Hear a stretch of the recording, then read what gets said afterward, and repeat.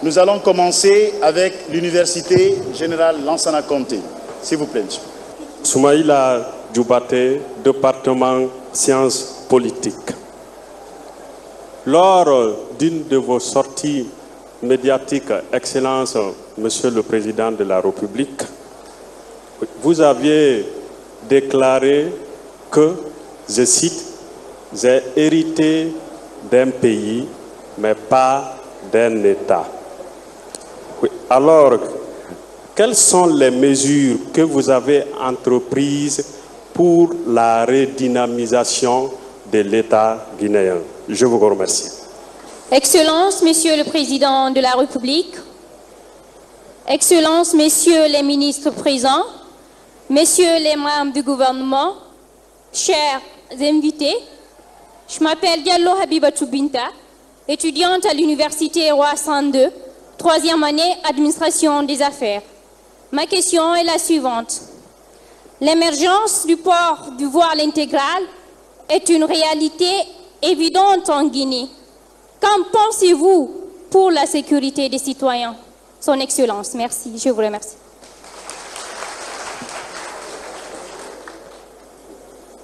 Je m'appelle Boplani Nyama Junior, étudiant de l'Institut supérieur de commerce et d'administration des entreprises en Guinée, en abrégé ISCAEG. Son Excellence, Monsieur le Président de la République de Guinée, chef de l'État, par ma voix, l'Institut supérieur de commerce et d'administration des entreprises en Guinée souhaiterait savoir quelles sont les stratégies qui ont été mises en œuvre pour arrayer un phénomène qui nous tue tant, qui est la corruption, et quel en a été le résultat en ce jour actuel. Je vous remercie. D'abord, je suis très heureux de me retrouver avec vous. Je sais que parmi les questions, il y a un étudiant qui demandait pourquoi, si vous vous intéressez à la jeunesse, depuis ce temps-là, vous n'avez pas rencontré les étudiants.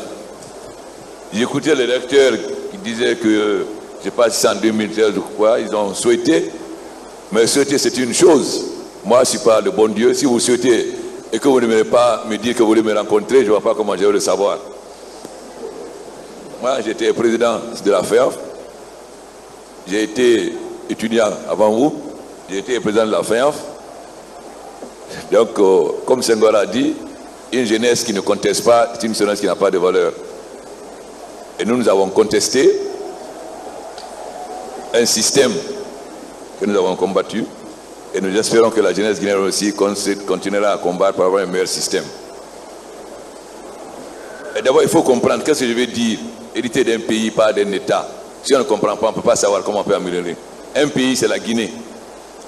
L'État, c'est la structure administrative, politique et défensive d'un État, enfin d'un pays, pardon. Sous la Première République, on avait un État qui est un État fort, basé sur... certains ont pensé socialiste, mais je ne pense pas que c'est socialiste, c'était plutôt un État autoritaire. Donc, à cette époque, il y avait l'État.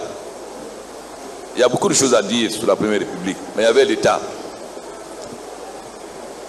Après 1984, on nous a imposé, je l'ai dit à mon jeune frère Kassouri, une vision totalement contraire aux intérêts de la Guinée. La Première République était un État, était un régime étatiste.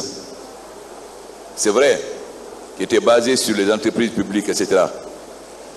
Mais lorsque le président est mort, le Fonds monétaire et autres sont venus nous imposer une politique totalement contraire à l'intérêt de la Guinée. On a dévalué le CILI de 90%, c'est-à-dire qu'on a diminué les salaires des travailleurs de 90%. Deuxièmement, on a lancé l'histoire, comme vous avez appelé cela, dégraissement de la fonction publique, etc., où il fallait mettre 30 000 fonctionnaires à la retraite, etc. Non, pas à la retraite, d'exclure. C'est ça qui a créé les déflatés. Nous étions à un débat à Paris avec le Premier ministre à l'époque, Lionel Jospin, le Premier ministre portugais, Guterres, et le maire de Lyon, Veltroni. Nous étions à un débat à Paris. Vous savez, nous sommes tous membres de l'Internationale socialiste. mais on n'a pas les mêmes objectifs, pas les mêmes visions. Vous nous dites par exemple de dégraisser la fonction publique. Mais Lionel, c'est un ami, mais je vais te rappeler que lorsque Madeleine, ministre des Finances et de l'Économie, a simplement dit en France, nous n'allons pas renouveler l'ensemble des gens qui sont à la retraite, le même jour, Juppé, Premier ministre, est parti voir Chirac et a demandé sa démission et Madeleine a été démissionné. Pas dire qu'on va licencier les fonctionnaires, en disant tout simplement qu'on ne va pas remplacer tous les fonctionnaires qui sont à la retraite. Et vous nous dites qu'il faut licencier les fonctionnaires. Voilà un peu la contradiction. Je l'ai dit aussi, vous voulez qu'un jeune Guinéen africain de 2 ans marche comme un Allemand de 20 ans. Pourquoi ne pas nous dire qu'un jeune Guinéen de 2 ans doit marcher comme l'Allemand quand il avait 2 ans? Ça veut dire quoi? Nous sommes une société pré-industrielle à dominante agricole. Aujourd'hui, les pays développés sont des sociétés financières, c'est-à-dire qu'ils ont dépassé le stade industriel. On part du stade de dominance agricole, en stade de dominante industrielle, ensuite dominance financière.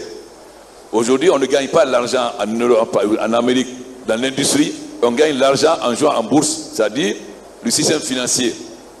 Donc vous voulez que nous qui sommes une société pré-industrielle agricole, vous nous appliquez les principes d'une société financière. Alors pourquoi ne pas nous dire quelle politique vous avez menée quand vous étiez des pays pré-industriels, c'est-à-dire à dominante agricole, pour qu'on mène cette politique? Malheureusement, comme je l'ai dit à mon frère, les cadres guinéens n'ont pas de courage. Ils n'ont pas patriote. Quand le Fonds monétaire nous a voulu imposer ça, on aurait dû refuser. On ne peut pas nous imposer une politique. On dit en sous-sous, ce que tu ne mets pas, le médicament que tu ne mets pas à ta plaie, ne mets pas sur ma plaie. Mais les conséquences, et dernièrement, quand j'étais à Davos, Mme Lagarde, présidente du Fonds monétaire, m'a dit, mais vous savez, on m'accuse d'être responsable de l'Ebola. Vous, monsieur, j'ai dit non.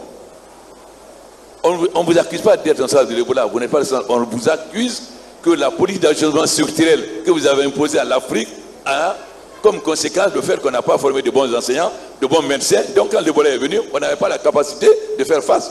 Voilà la politique d'ajustement structurel. Voilà ce qui nous a mis à terre par incapacité, par manque de patriotisme, par manque de courage des cadres. Il y a eu le plan de Lagos de développement qui a été adopté par les Africains qui pouvait permettre de développer. Il a suffi qu'un simple cadre du Fonds monétaire dise non et nous dise pour l'ajustement structurel. On a eu combien d'années d'ajustement structurel? Au bout, on n'a plus d'usines. Structuré, qu'on soit d'accord ou pas, avec lui, il y a beaucoup d'usines, près d'une centaine. On a dit, allez, pas. Ça c'est capitalisme. Non, capitalisme d'État. Mais lorsque la France a voulu privatiser Chirac, Baladi a fait le noyau dur. C'est-à-dire, il a pris une décision qui est contraire aux règles du capitalisme. Il a dit, 1/3 du capital doit être réservé aux entreprises françaises. Mais quand on privatise, la logique, c'est la concurrence. C'est-à-dire, celui qui paye le mieux. Mais là, il a imposé que 1/3, même si le français, l'entreprise française était, l'allemand était moins disant, on donnait aux Français. Pourquoi? Parce qu'ils ne voulaient pas que l'étranger prenne le contrôle des entreprises françaises. Et pour qu'elle leur a donné 1/3, c'est-à-dire la méthode de blocage. Nous, qu'est-ce qu'on a fait? On n'a pas privatisé. On a dépatrimonisé. C'est-à-dire, on a fait passer du patrimoine national des entreprises publiques appartenant à l'État, patrimoine privé, c'est-à-dire on a donné au privé. Quel privé? Des étrangers.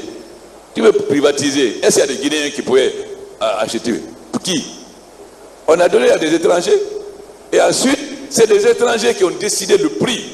Mais même un imbécile, vous voulez acheter une maison et vous fixez le prix de la maison, pourquoi ils sont imbéciles? Pour ne pas fixer le plus bas.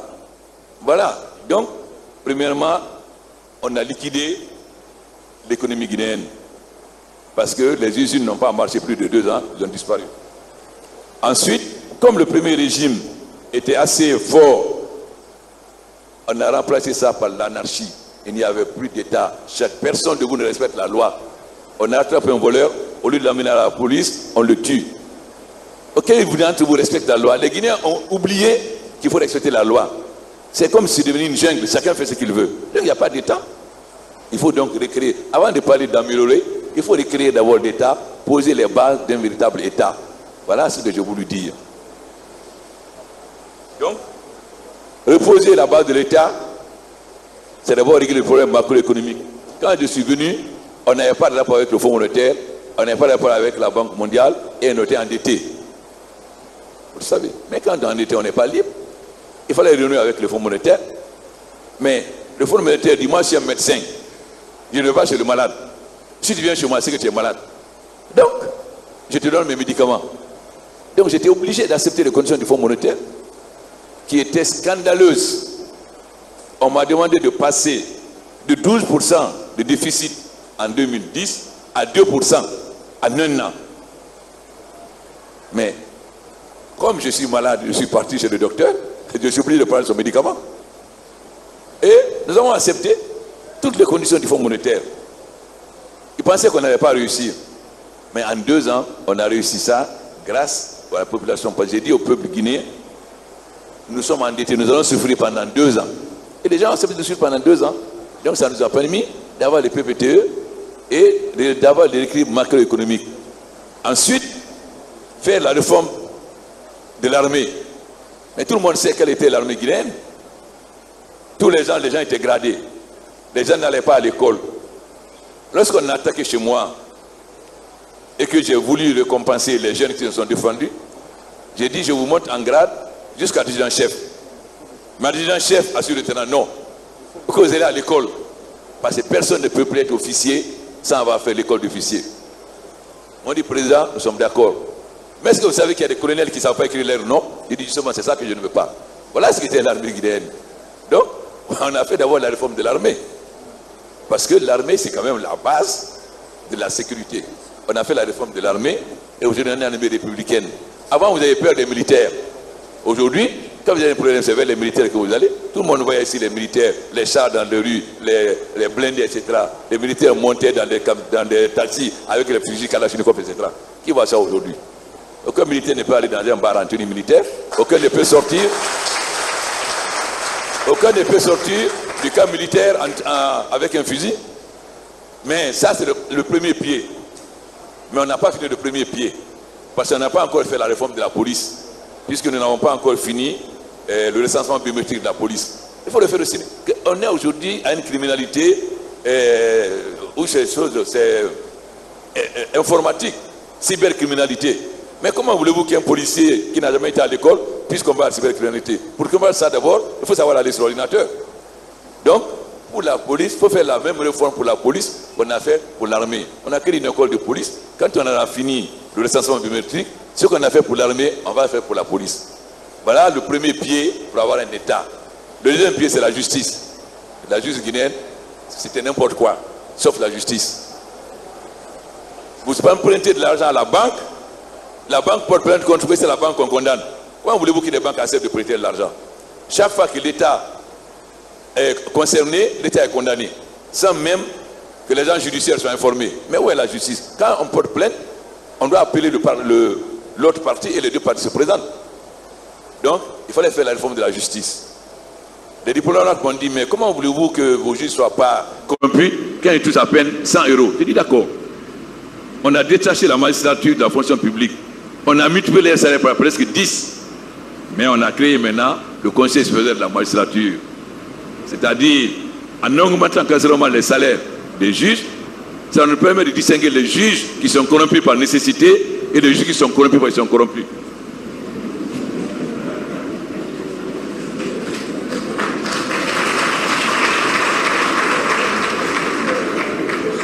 Donc, aujourd'hui, il y a le Conseil supérieur de la magistrature qui a déjà commencé à révoquer des juges, à rétrograder des juges. Moi, en tant que président, je peux suspendre des juges, je ne peux pas les révoquer. Maintenant, tous les juges qui poseront des actes de corruption ou contraires au jugement seront ou rétrogradés ou révoqués. Donc, le deuxième pied pour qu'il y ait un État, c'est la justice. Le troisième, c'est l'administration. Notre administration est une administration corrompue. Et la corruption, on dit ça existe partout. C'est vrai. Mais la corruption en Europe est événementielle. Encore en Afrique, elle est conjoncturelle. En Afrique, elle n'est pas conjoncturelle, elle est la base de la corruption, l'essence même de la corruption. Voilà la différence. Un ministre français, un haut fonctionnaire français, en France, il était prévu que les sociétés payent des pots de vin. Mais le pot de vin venait en surplus. C'est-à-dire, on ne prenait pas la décision en fonction du pot de vin. On prenait d'abord la décision qui était mieux pour le gouvernement, et ensuite on cherche quelque chose. En Afrique, c'est le contraire. Quelqu'un va proposer pour construire l'université Gamal, ou ici, une université, ça va coûter 10 milliards. Mais monsieur le ministre, vous voulez 100 millions. L'autre va dire 20 milliards. Monsieur le ministre, vous voulez 300 millions. Qu'est-ce qu'il va faire? Il va choisir celui qui a dit 20 milliards. Pour que lui, il ait 200 millions de plus, il va faire perdre 10 milliards à l'État. Donc, l'essence même de la décision est basée sur la corruption. C'est pourquoi elle n'est pas conjoncturelle, elle est structurelle. C'est elle qui est à la base de la décision. Voilà pourquoi quand on critique la corruption, il y a la corruption partout. C'est pas vrai. La corruption chez nous est différente de la corruption chez les autres. Parce que c'est en fonction du pot de vin que tu vas recevoir que tu prends la décision. Que l'État perd des milliards, tu t'en fous. Pour que tu as tes 100 millions de plus. Voilà l'administration guinéenne. Et ensuite, les contrats, les investissements. Quand le fonctionnaire n'a pas un intérêt dedans, il s'en fout. Combien de financements j'ai trouvé qui sont là depuis 2004, qui n'ont jamais été débloqués, tout simplement parce que la personne n'a pas un intérêt dedans. Donc, qu'est-ce que nous avons commencé à faire? On a fait l'unité des caisses. Parce que toutes les compagnies publiques, ports, tout ce que vous voulez, ils avaient des comptes dans les banques. Ils s'achètent librement.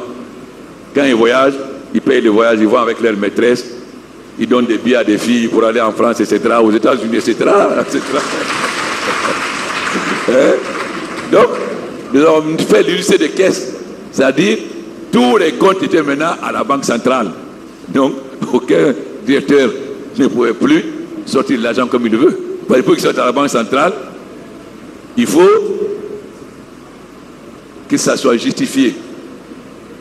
Malheureusement, je ne connaissais pas les cadres guinéens. Je l'ai dit le 1er mai. C'est mon frère qui le connaissait pas, je ne le connaissais pas. Et ils m'ont piégé. Parce que pendant que moi je sécurisais les recettes de l'État pour les empêcher de voler, ils ont trouvé notre système que j'ai mis du temps à comprendre. C'était quoi? Ils font des contrats. Par exemple, ils prennent quelqu'un qui sous-évalue exprès pour construire l'université Gamal. Celui qui est sérieux va dire 10 milliards. L'autre dit 9 milliards, alors qu'il sait bien, il ne peut pas. Ici, 9 milliards. Peu de temps après, avenant. Et ces avenants-là, au lieu de 10 milliards, ça on nous amène jusqu'à 20 milliards. C'est-à-dire, ça va coûter 2 fois le prix. Et c'est comme ça qu'ils m'ont piégé pour faire des détournements en Guinée.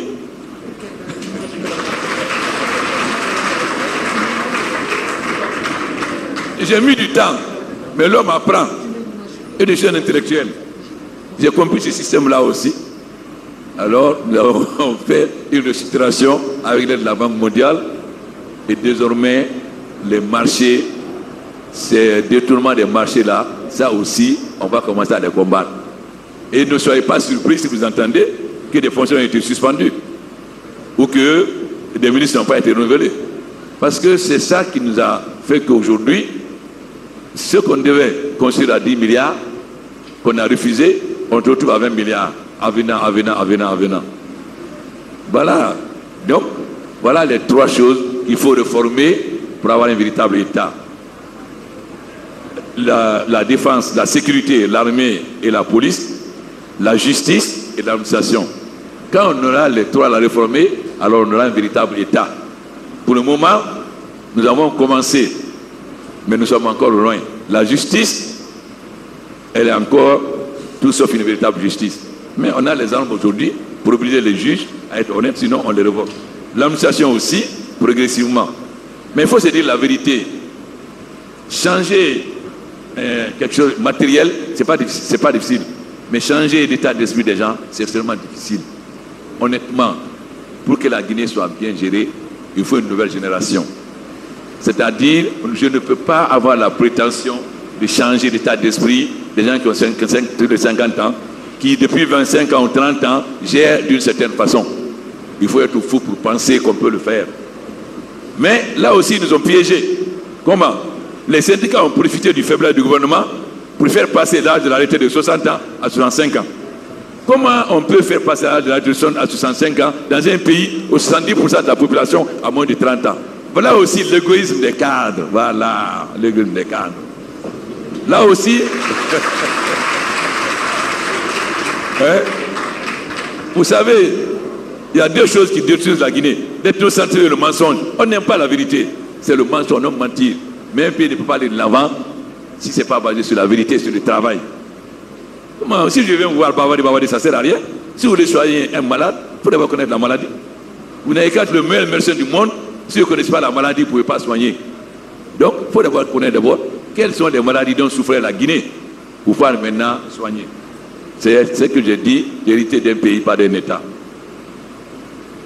La deuxième question, c'est le voile intégral. Vous savez, en Guinée, on ment trop. J'ai dit à Kamsar, je crois, et à Fria, le port du voile intégral pose un problème. Quand une femme a seulement son visage masqué, c'est pas. Mais quelqu'un qui a un voile jusqu'ici, on ne sait pas si c'est un homme ou une femme, premièrement. Qui peut savoir si c'est un homme ou une femme? On ne peut pas savoir. Deuxièmement, il peut avoir une arme, il peut avoir une kalachnikov et venir s'y tirer sur les gens. Donc j'ai dit, il faut qu'on réfléchisse à la question. Moi, je suis président d'un État laïque. C'est-à-dire que je projette toutes les religions. Si mon frère, mon fils qui est assis là, veut dire que c'est ça son Dieu, je m'en fous, je le protège, il est libre. Hein? Donc, je n'ai pas à choisir entre les religions. Mais je dois assurer la sécurité de la Guinée. J'ai dit que le port de voile intégral pose problème. S'il y a eu le Boko Haram au Nigeria, s'il y a eu ce qui se passe au Mali, je vais en laisser l'islamisme s'installer. Laisser l'islamisme s'installer en Guinée, c'est mettre en cause la sécurité. Pourquoi dire? Il faut un débat national qu'on discute. Est-ce que réellement on doit accepter le port du voile intégral? J'ai entendu ce matin que j'interdis le voile intégral. Voilà comment on ment en Guinée. Mais si je vais interdire, je prends un décret. Mais c'est un domaine sensible, c'est un domaine de la religion. J'ai dit il faut un débat. Moi, je suis responsable de la sécurité en Guinée. Si demain, quelqu'un me voit aller, il rentre ici, et se met à tirer sur les étudiants, qui est responsable? C'est moi. Alors, il faut poser les véritables problèmes. Aujourd'hui, le Tchad a interdit, le Cameroun a interdit, ils ont vu les conséquences. Mais j'ai dit de réfléchir pour qu'ensemble trouver une solution. Parce qu'il ne venait pas de guerre de religion. Parce que nous savons très bien qu'en Guinée, il y a Wahhabites qui sont formés en Arabie Saoudite, il y a les autres, et qu'il y a beaucoup de problèmes de coïncidence entre les Wahhabites et les autres. Mais ça a beaucoup de soubassements qui ne sont pas toujours clairs, qui cachent parfois une lutte pour le pouvoir, qui est la réalité aussi. Donc, il faut être extrêmement prudent dans ces questions-là. Il doit y avoir un débat national et qu'on dise réellement, si nous voulons éviter ce qui s'est passé au Mali et au Nigeria, qu'est-ce qu'on fait? Il ne faut pas avoir peur de poser le débat. Seul le débat et le dialogue permettent à un pays d'avancer. Voilà ce que j'ai posé. Mais il est évident que le port de voile intégral est un danger parce que la personne peut être un terroriste qui cache un fusil. Comme ça peut être une femme honnête, normale. Mais quand vous voulez faire la distinction, quand tout le monde est voilé, que les gens ne veulent pas qu'on voit le visage de leur femme, mais si le visage il met jusque-là, on sait au moins que c'est une femme. Parce qu'un homme ne peut pas.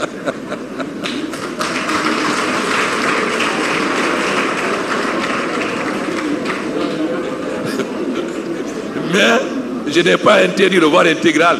Je veux que les Guinéens prennent conscience du danger que ça représente, que ça peut représenter demain. Aujourd'hui, tous nos pays sont menacés. Il y a une semaine, les Français m'ont appelé pour me dire attention, on va vous attaquer à Mandiana. Donc j'ai été obligé d'envoyer l'armée et la gendarmerie aujourd'hui à la Mandiana. Il y a d'appeler le Mali pour dire bon, maintenant, il faut qu'on sécurise nos frontières. Puisque les gens veulent l'attaquer en Côte d'Ivoire, ils veulent l'attaquer en Guinée, ils veulent l'attaquer au Burkina. Est-ce qu'on va s'asseoir que les gens viennent nous attaquer? Est-ce qu'on va s'asseoir qu'on ait ce qu'on appelle des cellules dormantes, c'est-à-dire des gens qui sont là, qui sont avec eux, mais qui n'agissent pas pour le moment, qui à tout moment peut être réveillés? Non. Donc il faut que les Guinéens prennent conscience que ça peut représenter un danger et qu'on fasse un débat. Voilà. Mais dire maintenant, le président a interdit, bon, ça c'est de la manipulation politique. Bon, pour la corruption, je crois que j'ai déjà répondu. Mais, honnêtement, pour changer tout cela, il faut une nouvelle génération. C'est-à-dire, c'est le rajeunissement et la féminisation des cadres qui va amener un véritable changement. On ne peut pas demander... vous n'avez pas un policier qui, depuis 25 ans, a l'habitude de taper sur les gens. Vous allez beau faire, et tous ne seront pas changés directement. Il ne faut pas rêver. Mais j'ai réuni les patrons de la police. J'ai dit, je vous donne les Robocop pour que si on vous jette les pierres, vous ne savez pas blesser, etc. Mais s'il y a une bavure, je leur ai dit, quand De Gaulle a refusé de vendre les vedettes à Israël, avec la complicité des marins de Cherbourg, ont réussi à faire partie des vedettes. Mais De Gaulle n'a pas sanctionné les marins, il a sanctionné l'amiral, c'est-à-dire le chef de la marine. J'ai dit au patron de la gendarmerie de la police, si elle ne s'est pas vue d'un policier, ce n'est pas lui qui est sanctionné, c'est son chef. Donc prenez vos responsabilités. Voilà donc en ce qui concerne la coopération, la corruption et aussi l'établissement d'un véritable État. Je crois que c'est les 3 questions. Merci. Merci, Monsieur le Président. Je m'appelle Aïcha Kamaldine Bangoura, étudiante en licence droit administration des affaires à l'Université libre de Guinée. Excellence, Monsieur le Président, honoré suis-je de prendre la parole pour vous exprimer une inquiétude qui, à mon sens, mérite d'être posée. En fait, l'un des véritables problèmes auxquels l'université guinéenne est confrontée aujourd'hui est la difficulté d'accès aux études supérieures. Je fais allusion au cycle de master, voire doctoral. Ce qui fait que la quasi-totalité des étudiants dans les filières de sciences humaines et économiques ne se limitent qu'à la simple licence. Je voudrais savoir quelles solutions vous envisagez à ce problème afin de donner plus de chances aux désirés et aux plus méritants d'avoir accès aux études de master. Je vous remercie. Niveau guide de l'École supérieure du tourisme et de l'hôtellerie. Département tourisme. Excellence, Monsieur le Président de la République, depuis votre accession à la magistrature suprême, vous avez fait du secteur du tourisme et de l'hôtellerie une de vos priorités. Pour preuve, nous avons assisté à l'ouverture et à l'implantation des complexes hôteliers, notamment Palm Camayen, Millennium Hotel, Noum Hotel. Cependant, nous constatons que nos universités et instituts d'enseignement supérieur et professionnel sont en manque d'équipements et de ressources humaines qualifiées pour assurer la formation des cadres, et cela a pour conséquence immédiate la recherche de main-d'œuvre sur le marché international. Pour résoudre à ce fléau qui a toujours sévi dans notre pays, quels sont vos plans de réforme pour la valorisation de nos universités et étudiants? Je vous remercie. Je ne veux pas que seulement les plus méritants aient accès au master. C'est tout le monde. Pourquoi? Je vais vous donner 2 observations. Lorsque le roi du Maroc est venu, il voyait que j'étais très en colère du retard de la Guinée. Parce que je dis vraiment, la Guinée devait être le pays pilote de l'Afrique de l'Ouest. C'est nous qui devions être le moteur, etc. etc. Et moi, il m'a dit, mais Monsieur le Président, c'est vrai que vous êtes très fâché. Mais il faut voir aussi, ça peut être un verre à demi-vide ou à demi-plein. Est-ce que vous ne pensez pas que votre retard peut être une chance pour vous? Parce que vous allez profiter des technologies les plus avancées et aussi éviter les erreurs des autres. Qu'est-ce que ça veut dire concrètement? Aujourd'hui, nous sommes dans le domaine des nouvelles technologies. Et les nouvelles technologies permettent une accélération extraordinaire de l'histoire. C'est-à-dire là où les gens pouvaient mettre 10 ans pour faire quelque chose, on peut le faire aujourd'hui en 3 mois. Ça, grâce aux nouvelles technologies. Mais faudrait-il que vous puissiez maîtriser les nouvelles technologies? La deuxième remarque, c'est le travers que nous avons hérité de la France. L'enseignement français a le mépris du travail manuel. C'est professeur, juriste, contrairement aux anglo-saxons. La plupart des étudiants font lettres droit. Mais pourquoi? Alors qu'on a besoin moins. Si on a besoin de 100, on trouve 1000. Pendant ce temps, on a combien d'ingénieurs agronomes? On a combien, je ne sais pas, des métiers? Parce que dans la culture française d'enseignement, le noble, c'est le métier intellectuel. Avocat, professeur, etc. Manuel n'est pas noble. Ce travers-là reste encore à la base de notre enseignement qu'on doit changer. J'ai écouté plusieurs d'entre vous, mais la plupart qui ont parlé, ou font lettre ou font droit. Combien, à part celui qui vient de parler hôtellerie? Non. Alors, à quoi ça sert de faire lettre ou droit quand on a besoin moins? Quand on a besoin des ingénieurs, on a besoin d'autres, etc. Non. C'est pourquoi nous avons dit qu'il faut deux systèmes. Il faut que les ministres aient le courage. Souvent, ils n'ont pas le courage. Il faut qu'on ait deux systèmes. Un, le débat pédagogique. C'est-à-dire, on discute avec celui qui a eu son bac pour son orientation. On discute avec lui. On voit ses points forts, son point faible. Et on dit, bon, nous, on vous conseille de faire ceci. Ça, c'est l'aspect pédagogique. Mais ensuite, il faut l'orientation obligatoire. C'est-à-dire, si l'aspect pédagogique ne marche pas, alors il faut orienter les étudiants. Mais ils ont peur d'orienter les étudiants. Mais on doit orienter les étudiants. L'enseignement doit être au service de l'économie. Donc, on doit former les gens en fonction des besoins de l'économie. Si on a besoin de gens ingénieurs agronomes et de 10 professeurs de lettres, vous formez 100, vous avez 100 candidats et 10 là. Non, il faut dire non. On ne peut pas former 100 parce qu'il y a 10 places. Et la deuxième chose que le roi du Maroc m'a dit, Monsieur le Président, favorisez l'enseignement professionnel, l'université forme des chômeurs. J'ai dit oui, c'est vrai, Excellence. On a besoin de l'université aussi. Parce que chez vous, vous êtes en train de monter le moteur Boeing. Mais pour monter le moteur Boeing, il faut avoir été à un certain niveau de l'université. Mais comme il est très pratique, nous étions partis inaugurer le moulin de Keneko en haute banlieue. Il a dit au chauffeur, arrêtez-vous. Il dit, mais magistrat, on ne peut pas s'arrêter là. Donc j'ai attendu quand on est arrivé à un endroit, il n'y a personne. C'est arrêté. Il a appelé son protocole. Il dit, est-ce qu'il y a un autre avion? Celui-là, il a dit oui. Parce qu'il m'avait demandé si j'ai rencontré le directeur général de l'enseignement professionnel. J'ai dit non. Donc il a demandé, donc faites-le descendre. Le monsieur était déjà dans l'avion. Il l'a fait descendre. Donc je l'ai rencontré avec le ministre Damantan à l'aéroport. Il nous a envoyé une équipe. Si je vous dis, dans le diagnostic, faites de l'enseignement professionnel en Guinée, vous allez avoir honte. Mais on va vous donner. Puisque vous savez aller sur Internet, on va envoyer à vos universités de diagnostic. Vous aurez honte. Mais pour changer, il faut d'abord connaître.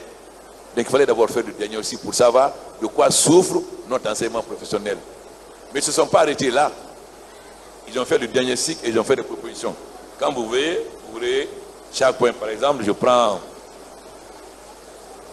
par exemple un point, la carte de formation, thème, constat, contrat programme avec le ministre inexistant, carte prévisionnelle de formation non gérée, capacité d'accueil ne répond pas à la demande et l'état d'espace dégradé, offre de formation ne prenant pas à l'évolution des technologies, cahier de texte non normalisé. Sur ce premier point, voilà le constat. Recommandation, élaborer un contrat programme annuel avec le ministère de tutelle, mettre en place la notion de carte de formation qui tient en compte l'évolution des technologies et les besoins du pays à main d'œuvre. Faire valider la carte par les professionnels. Oui, on passe comme ça du plan reçu pédagogique, etc., etc. Et chaque fois, il y a le constat et des recommandations. Et mieux, ils ne sont pas arrêtés de faire des recommandations. Ils nous ont aidés à mettre ces recommandations en pratique. En envoyant nos techniciens au Maroc, en envoyant les techniciens ici. Donc, c'est la base même de l'enseignement en Guinée qui est faussée. Nous avons le tort de la colonisation française où nous préférons faire lettres et droit plutôt que d'aller vers les matières scientifiques parce que le métier matériel n'est pas noble. Alors qu'aujourd'hui, c'est ça qui est noble. Le 2, il faut que les étudiants acceptent d'être orientés. Qu'on ne les laisse pas faire n'importe quoi, sinon ils donnent des chemins. On doit savoir, l'économie guinéenne a besoin de combien d'ingénieurs en 2016, de combien d'agronomes, etc. Et orienter les gens en fonction de cela. Sinon, on forme des chômeurs. Voilà un peu le problème du chômage. Maintenant, nous avons l'avantage aujourd'hui avec une nouvelle technologie. Nous sommes en train, demain, aujourd'hui, je vais à Dubreka pour inaugurer la pose de la première pierre du backbone. C'est-à-dire, les nouvelles technologies vont nous permettre une évolution extraordinaire de l'enseignement. qu'on appelle enseignement, comme médecine. Ça veut dire quoi? Nous allons signer des accords avec de grandes universités en France, aux États-Unis. Parce que l'autre tas de l'enseignement guinéen, vous ne parlez pas anglais. La plupart d'entre vous ne savent pas parler anglais ni des langues étrangères. Or, aujourd'hui, pour avoir accès aux connaissances réelles, si vous ne parlez pas anglais, vous êtes handicapé. C'est pourquoi nous avons décidé d'introduire l'anglais très tôt. Nous allons même le faire à l'école primaire. Donc aujourd'hui, avec ces nouvelles technologies, nous signons des accords avec les universités et vous pouvez faire master facilement. Pourquoi? Un professeur de Lyon donne le cours et l'ensemble des étudiants qui sont intéressés suivent ce cours sans quitter la Guinée. Vous regardez les matchs Barcelone, Real Madrid, mais vous n'êtes pas à Barcelone, vous n'êtes pas à Madrid, mais vous regardez les matchs ici. Parce que quand j'ai posé ce problème une fois à Zéro Corée, que nous allons utiliser l'informatique pour changer complètement, il m'a dit c'est pas possible. J'ai dit mais est-ce que tu ne regardes pas les matchs Barcelone-Real? Est-ce que tu es à Barcelone? Est-ce que tu es à Madrid?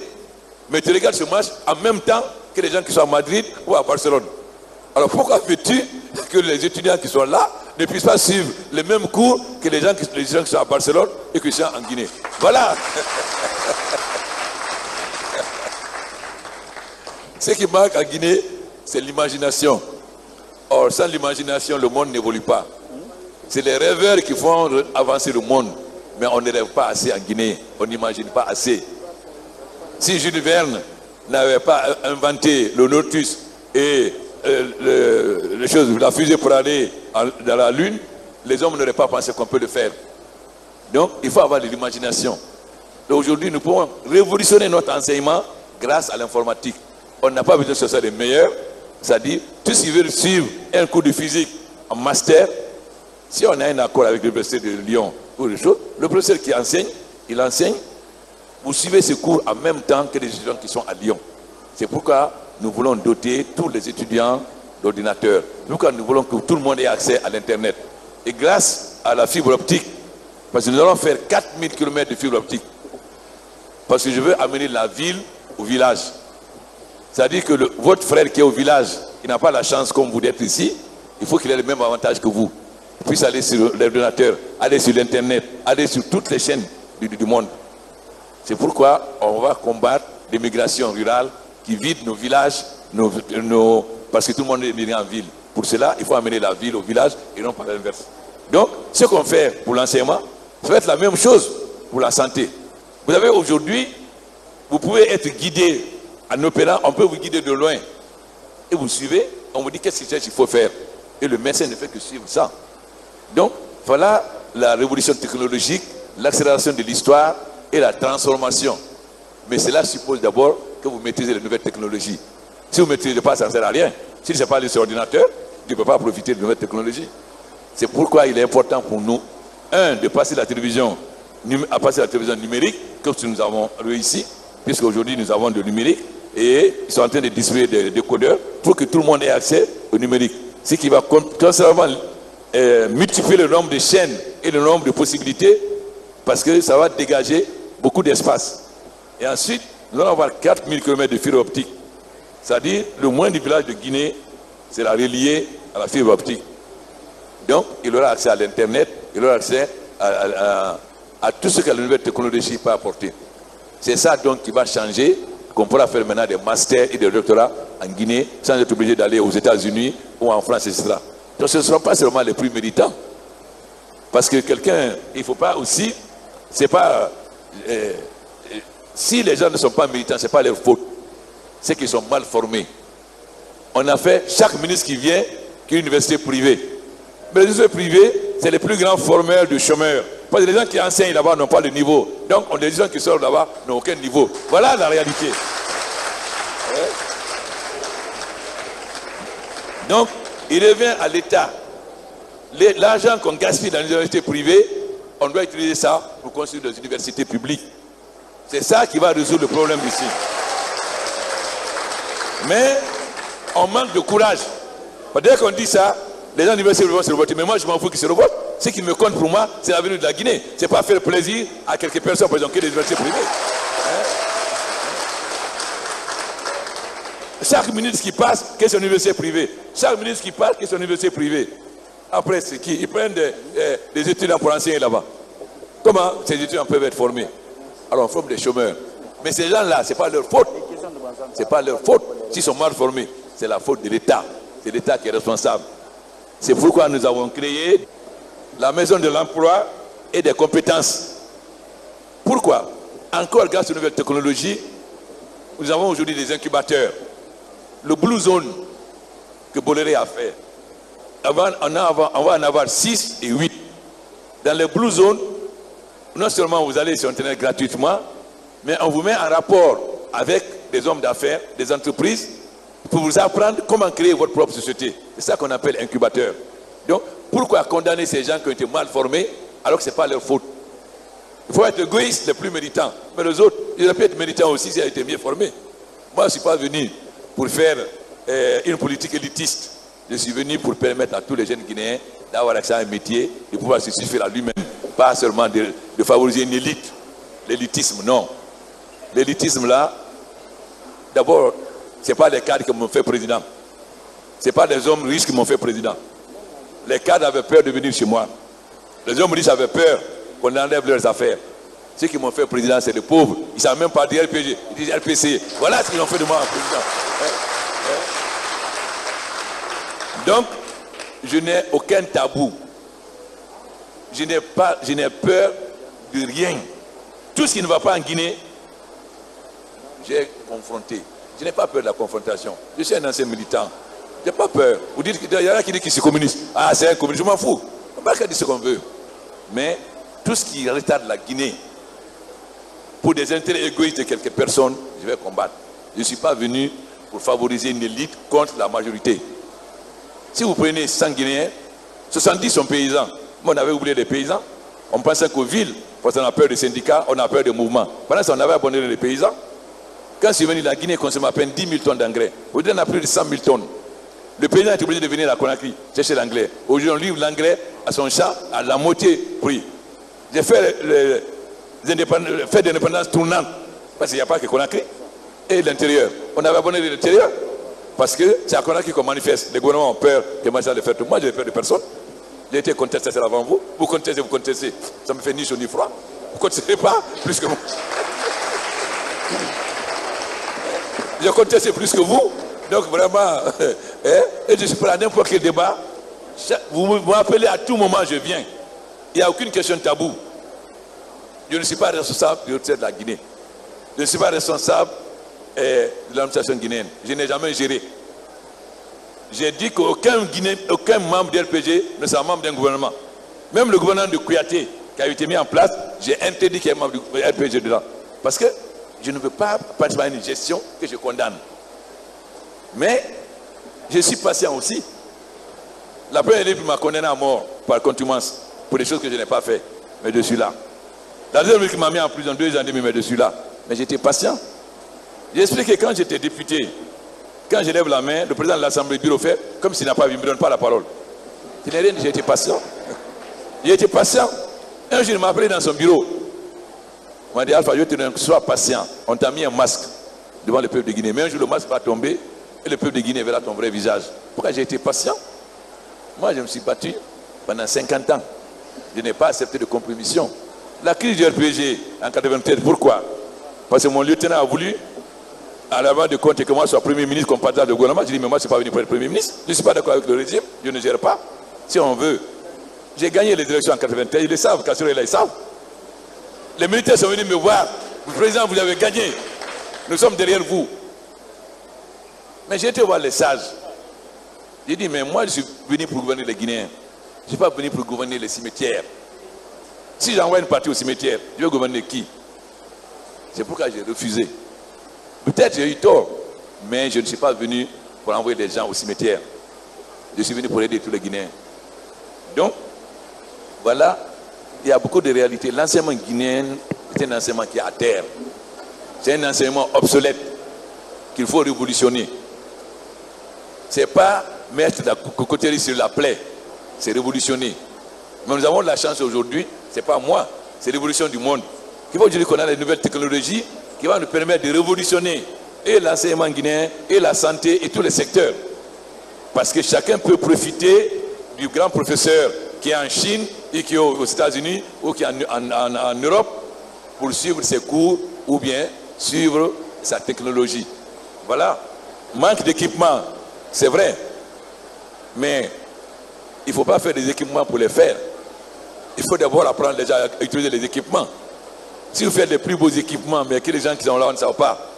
Et deuxièmement, il faut apprendre les gens à savoir s'occuper du maintien. Notre problème en Afrique, on ne sait pas maintenir, contrairement aux Blancs. On construit une maison, on ne sait pas que la maison, on doit l'entretenir, on doit faire régulièrement la peinture, etc. Au bout d'un moment donné, la maison tombe en ruine. On vous donne les plus beaux équipements, vous n'en occupez pas. Au bout de 5-6 ans, c'est fini. Donc, il faut d'abord apprendre à gérer les équipements qu'on a, à veiller sur eux comme si la prenaient de vos yeux. Vous n'avez pas encore cette culture. Pourquoi? Je prends le cas de l'usine de conserve qu'on avait à Mamou. Le soir, les travailleurs, au lieu de prendre le chiffon pour nettoyer, ils prenaient l'eau, ils étaient sur la machine. On oublie que l'eau est le plus grand facteur de rouille. Quand vous envoyez l'eau sur l'acier, l'eau rouille. Mais le temps pour essuyer avec un chiffon, ça prend du temps. Peut-être 1 heure. Envoyer l'eau, c'est 5 minutes. Mais au bout de quelques temps, les machines sont foutues, sont rouillées. Donc, il faut d'abord un changement culturel. Je n'aime pas le mot révolution culturelle. Vous allez dire, ah, c'est structuré. Mais il faut un véritable changement de notre culture. L'Ebola nous a beaucoup fatigués.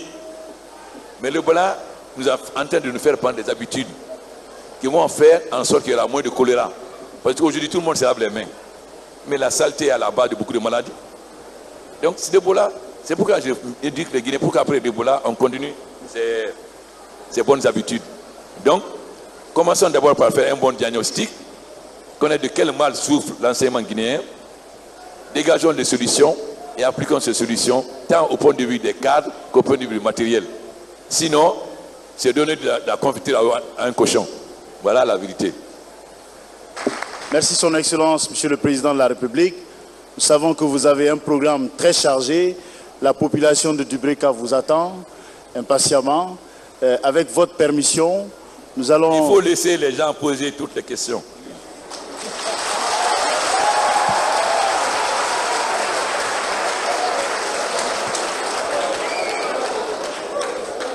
Avec votre permission, le prochain peut prendre la parole, s'il vous plaît. Monsieur le ministre, je suis désolé, mais on doit accepter le débat. Il faut laisser les gens poser des questions. Les gens de Dubreka, si on ne trouve pas la première, puis aujourd'hui, on posera demain.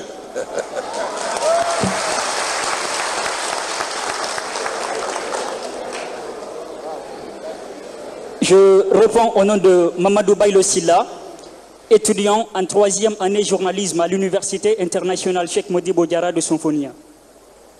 Excellence, Monsieur le Président de la République, ma question est la suivante. Sous la Première République, tous les diplômés étaient affectés à un emploi, car la politique de l'enseignement était établie en fonction de la politique économique du pays. Dans votre discours d'investiture, vous avez annoncé vouloir prendre la Guinée là où Ahmed Sékou Touré l'a laissé. Or, 29 ans après la disparition de ce grand homme, les écoles semblent se transformer en institutions créatrices de chômeurs.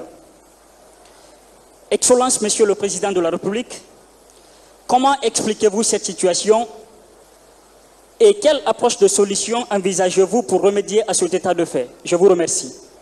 Passine Kabele Kamara, étudiant en licence de droit à l'Université Mercure International. Excellence, Monsieur le Président de la République, voyant la crise politique que traverse notre pays et la crise de la confiance entre les acteurs politiques, il y a un risque d'affrontement et de confrontation. Qu'envisagez-vous en tant que premier responsable du pays pour sauver la paix et la quiétude sociale en Guinée? Je vous remercie. Merci, Monsieur le Président. Je suis Alpha Kabine Keïta, étudiant de la médecine de l'Université Gamal Abdel Nasser de Conakry, 4e année. Monsieur le Président, dans un passé récent, les cantines et dortoirs universitaires participaient de manière considérable à l'amélioration des conditions de vie des étudiants. Qu'envisage aujourd'hui le gouvernement de la Troisième République pour la restauration de ces cantines et dortoirs, mais également la construction des laboratoires d'études pratiques et de recherche, surtout dans nos facultés d'enseignement technique? Merci. Je vais commencer par la dernière question. Les cantines, ce n'est pas moi à répondre au ministre. Par contre, en ce qui concerne votre deuxième question, oui, l'État, je vous ai dit, il faut d'abord un diagnostic, ensuite des solutions. Mais il ne suffit pas d'équiper. Vous dites que ceux qui utilisent cet équipement veillent. Or, vous ne le faites pas. C'est-à-dire, un équipement qui dure 20 ans en France, en Guinée, ça va durer 2 ou 3 ans. Parce que vous oubliez qu'un outil doit être maintenu. On doit, quand c'est une machine, on doit savoir graisser, etc. Donc, il faut d'abord que vous appreniez. C'est pourquoi je dis qu'il faut une évolution, un changement culturel. Que vous appreniez à veiller sur vos équipements. Ça ne sert à rien d'équiper toutes les écoles si au bout de 2 ou 3 ans, ces équipements sont finis. Si ceux qui l'utilisent ne veillent pas sur ces équipements. Donc, c'est un débat. Quand nous avons un débat, au fur et à mesure on fait, on discute avec vous pour dire, bon, voilà ce que vous devez faire pour que cet équipement dure le plus longtemps possible. Mais en ce qui concerne les cantines, ça, c'est pas mon domaine. C'est le ministre qui doit faire des propositions. Il ne faut pas idéaliser aussi la Première République. C'est vrai, la Première République avait une politique d'enseignement qui était bien. Pourquoi? Tous les majors de toutes les écoles étaient systématiquement envoyés dans les grandes écoles à l'extérieur. Tous les majeurs, qu'ils soient Peul, Malinké, Soussou, Guerzé ou Singe, ils étaient tous envoyés. C'est pourquoi la Première République a formé des très bons cadres. Mais dire que l'enseignement sur la Première République était lié par tout le monde travaillait, non, c'est pas vrai. Tout le monde travaillait. Pourquoi? Parce que on recrutait tout le monde. Vous étiez 10 dans un bureau, quand il y a 2 chaises. Donc il y a 10 pour 2 chaises. Voilà la vérité. Ça dit tout le monde travaillait, mais ce n'était pas le travail. Puisque pour 2 emplois, vous avez 10 personnes. Faut pas aussi. Le défaut des Guinéens, on n'a pas de mémoire historique. Vous ne vous cultivez pas. Contrairement aux Sénégalais, vous n'aimez pas lire. Vous ne connaissez pas votre passé. Vous n'aimez pas lire. Vous n'aimez pas la culture. J'étais très heureux d'entendre une fille qui parlait tout à l'heure là. J'ai cru que c'était une Sénégalaise. Parce qu'elle a commencé par...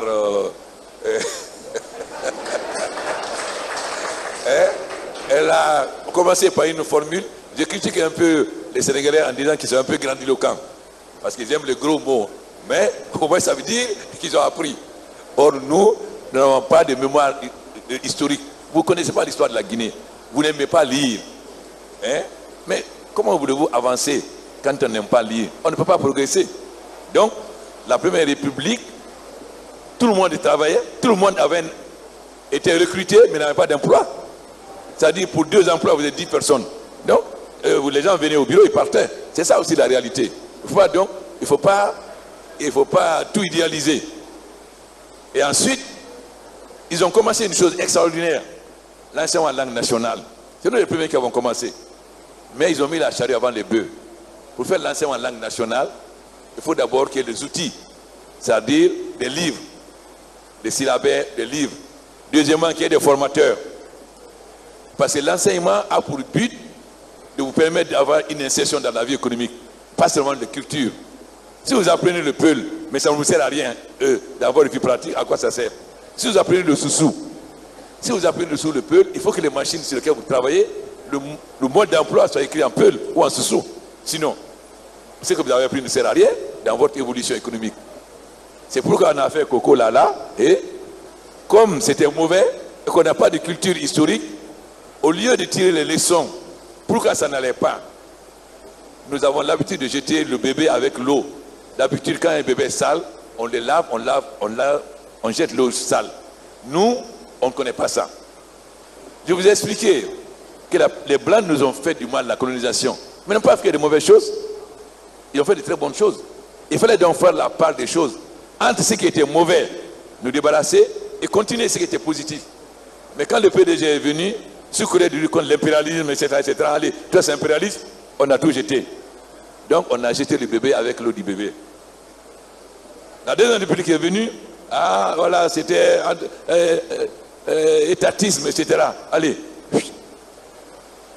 Alors que quand une usine ne marche pas, il faut savoir pourquoi ça ne marche pas. Est-ce que c'est le directeur qui est mauvais? Est-ce que c'est l'orientation qui est mauvaise? Il faut faire d'abord l'analyse pour savoir pourquoi l'usine ne marche pas. Pour savoir si toute l'usine peut rester une usine d'État et mieux marcher. Mais si vous ne faites pas le diagnostic, vous décidez de tout privatiser, à ce moment-là, vous jetez le bébé avec l'eau du bébé. Nous avons des usines ici. Je prends Sanoya, l'usine textile. Non seulement on l'a construite, mais elle a été rénovée par la communauté européenne, l'Union européenne. On l'a vendue à un prix qui était inférieur, même au prix de construction. Et une autre usine où le prix de vente était inférieur au prix du groupe électrogène qui était là-bas. Au bout de 2 ans, tout a été fermé. Mais vous avez gardé cette mauvaise habitude. Vous n'avez pas la culture. Hein? Vous préférez, c'est bien d'écouter Tanakazion, tout ça, etc. Comment c'est? C'est Tana, comment s'appelle l'artiste? Takana. C'est bien d'écouter Takana, mais il faut connaître ce qui était Kanja. Il faut connaître quels étaient les ballets guinéens. La Guinée était au sommet sous la première république des ballets de l'art. Vous ne connaissez pas? Parce que ça ne vous intéresse pas. Moi, je ne vous interdis pas d'écouter les yéyés et tous ces gens-là. Mais il faut connaître votre histoire. Un peuple est assis sur son passé pour se tourner vers l'avenir. Si tu te retournes de ton passé, tu n'as pas d'avenir. Notre défaut, c'est ça. Nous n'avons pas de culture historique. Nous ne tirons pas les leçons de notre histoire. Nous sommes démagogues. On vient, allez, ça, c'est pas bon, etc. Voilà la réalité. Hein? Donc, ici, on aime mentir. Quand j'ai dit j'ai pris la Guinée là où Sékou Touré l'a laissé, ah, c'est un nouveau Sékou Touré. Mais réfléchissez un peu. Réfléchissez. Qu'est-ce que Sékou Touré a apporté? L'indépendance politique.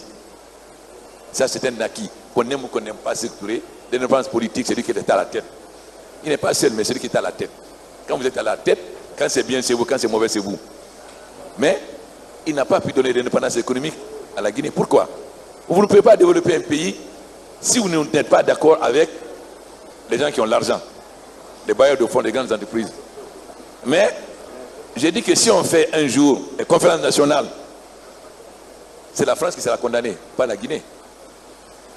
Parce que dans les conditions où on a pris l'indépendance, dès qu'on nous a boycotté, les secrétaires faisaient une copie de tout pour envoyer. Ils ont cassé même les WC pour qu'on n'envoie pas. Pastoria, c'est là-bas qu'on faisait tous les vaccins pour les plus mauvais serpents. En partant, ils ont ouvert et les serpents se sont répandus. Et beaucoup de gens sont morts à Kindia à cause du morsure des serpents. Et nous n'avons pas créé la monnaie volontairement. On a créé la monnaie parce qu'ils ont voulu acheter les finances guinéennes. Chaque fois que les francs CFA partaient à Dakar, ça ne revenait plus. On a été obligé de créer la monnaie. Donc, ils nous ont imposé une situation qui a fait que la Guinée n'a pas pu se développer. Voilà ce que Sékou Touré a fait. Il a fait de l'indépendance politique, on n'a pas eu l'indépendance économique. Quand je dis que je prends Sékou Touré, je dis qu'il a fait l'indépendance politique. Moi, je me battre pour faire l'indépendance économique. Mais comme les Guinéens n'aiment pas réfléchir, ne cherchent pas à comprendre que leur seul problème, c'est de mentir et de tromper les gens, je dis voilà, c'est un nouveau Sékou Touré, etc. Mais moi, je m'en fous de ce que les gens disent. C'est la même chose. Quand vous parlez de risque de confrontation, il n'y aura pas de confrontation en Guinée. Moi, personne ne va me faire du chantage. Il n'y aura pas de confrontation en Guinée. Nous étions opposants. Pendant les forces vives, j'ai proposé qu'il y ait une CENI indépendante. J'ai même fait un projet de CENI indépendante. Pas une CENI politique. Parce que la CENI politique ne peut pas faire du bon travail. Ils ont refusé. C'est CENI, regardez le Nigeria. Tout le monde avait peur. Mais le résultat s'est bien passé. Pourquoi? Il y avait une CENI technique, faite des magistrats et des techniciens, qui sont indépendants. Ce n'est pas des partis politiques qui l'ont envoyé. Tout le monde a accepté les résultats. Au Ghana, tout le monde accepte les résultats. Au Cap-Vert, tout le monde accepte les résultats. Parce que c'est des CENI indépendants. Qui a demandé les CENI politiques? C'est l'opposition. C'est eux qui ont demandé les CENI politiques, parité. D'accord, ok, allons-y, CENI politique. Mais une fois que vous avez prêté le CENI, vous avez prêté serment, vous appartenez maintenant à la CENI. Vous n'appartenez plus à un parti politique. Mais si quelqu'un qui est avec vous ne veut plus faire votre politique, mais c'est son problème. Mais il y a beaucoup de gens qui quittent un parti pour aller dans l'autre. La transhumance politique est connue partout, en Afrique comme en Europe. Mais on ne peut pas avoir une chose son contraire. On ne va pas avoir une CENI politique maintenant. Ah non, on va faire la CENI. Si on le fait la CENI, il y a le Parlement. La CENI est mise en place par une loi organique. On va au Parlement, on fait des propositions de loi. Je n'accepterai jamais de violer la loi pour faire plaisir à des gens. C'est que l'opposition oublie. J'ai accepté tout avant l'élection législative. Pourquoi? Parce que la Guinée était bloquée. Les députés avaient dit, tant que l'élection législative n'a pas lieu, vous n'avez pas de dizaine faite, vous n'avez pas de collaboration à l'Allemagne, vous n'avez pas ceci. On était sous embargo, on ne pouvait même pas acheter d'armes. Donc, il faut accepter tout, même l'inacceptable, pour qu'on sorte de cela. Mais les élections législatives sont finies. La Guinée est maintenant un État normal, on n'est plus en transition. Il y a un gouvernement, il y a un parlement. Maintenant, on respecte la loi. Ceux qui ne veulent pas respecter la loi, c'est leur problème. Ceux qui font courir le bruit de la confrontation, il n'y aura pas de confrontation en Guinée. On ne va pas me faire peur. Moi, je suis un militant. Je n'ai pas peur de la confrontation. Je suis là pour défendre le peuple de Guinée. Je ne suis pas là pour que des cadres qui ont mis le pays à terre fassent du chantage. Quand tu as dit,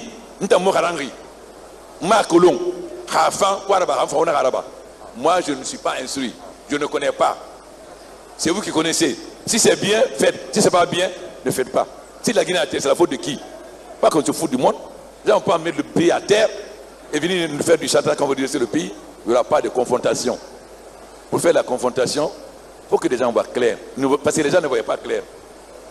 On mettait la main sur leurs yeux. Mais les gens commencent à voir de plus en plus clair. Pendant combien d'années, la Guinée n'a pas dû résister? Pourquoi? On fait politique tape-l'œil. C'est facile de donner du gasoil et du mazout 2 mois pour avoir du courant. Mais après, c'est fini. J'aurais pu faire comme eux. Mais moi, je ne suis pas venu pour faire de la politique électoraliste. Le barrage, ça prend du temps. C'est 5 ans. Mais quand le barrage, c'est fini. C'est définitif. On ne paye plus de mazout, on ne paye plus de gasoil. C'est l'eau qui sert. Et le barrage est là pour 50 ans. Mais ça met du temps. Mais il faut avoir la patience d'attendre. Il faut avoir le courage d'affronter l'impopularité. Que les gens vont rester dans les rues, il n'y a pas de courant, il n'y a pas ceci. Et accepter, être patient. Et non pas faire la politique démagogique, gaspiller de l'argent, faire acheter du mazout, du gasoil, pour que vous ayez du courant quelques jours après, c'est fini. Non. Quand on fait le barrage, nous avons fini qu'à l'État. Nous sommes en négociation pour commencer Swapiti avant la fin de l'année. Nous avons 100 procédures de barrage en Guinée, 100. Des méga barrages, Swapiti, Amaria, 550 MW, à des moyens comme Kadeta 240, ou Kokutamba 170, etc., au barrage de 2 MW. Quel est notre objectif? C'est faire des barrages de 2 à 3 MW pour donner le courant dans les préfectures. Et que les grands barrages servent à l'industrie. C'est-à-dire, le courant des grands barrages doit servir à l'industrie. Nous avons la bauxite. Vendre la bauxite, c'est bien. Mais le mieux de vendre l'alumine. Mais il est encore mieux de vendre l'aluminium. Parce que quand vous transformez la bauxite en alumine, vous achetez de la valeur. Quand vous transformez l'alumine en aluminium, vous achetez de la valeur. Au lieu d'être exportateur de matières premières, nous allons être exportateur de matières finies. Mais ça, ce n'est pas possible s'il n'y a pas d'électricité. Parce que pour faire de l'aluminium, il faut beaucoup d'électricité. Nous avons beaucoup de fer. C'est bien de vendre le minerai de fer. Mais c'est mieux de transformer en acier. Là, ça a du plus-value. Non seulement ça donne du travail, ça apprend aux Guinéens à maîtriser les techniques les plus avancées, et ça donne du travail à tout le monde. Voilà, et ça augmente le budget de l'État. Mais il faut accepter que les gens soient dans les rues, il n'y a pas de courant, il n'y a pas de courant, qu'ils protestent. C'est non, non, qu'à protester.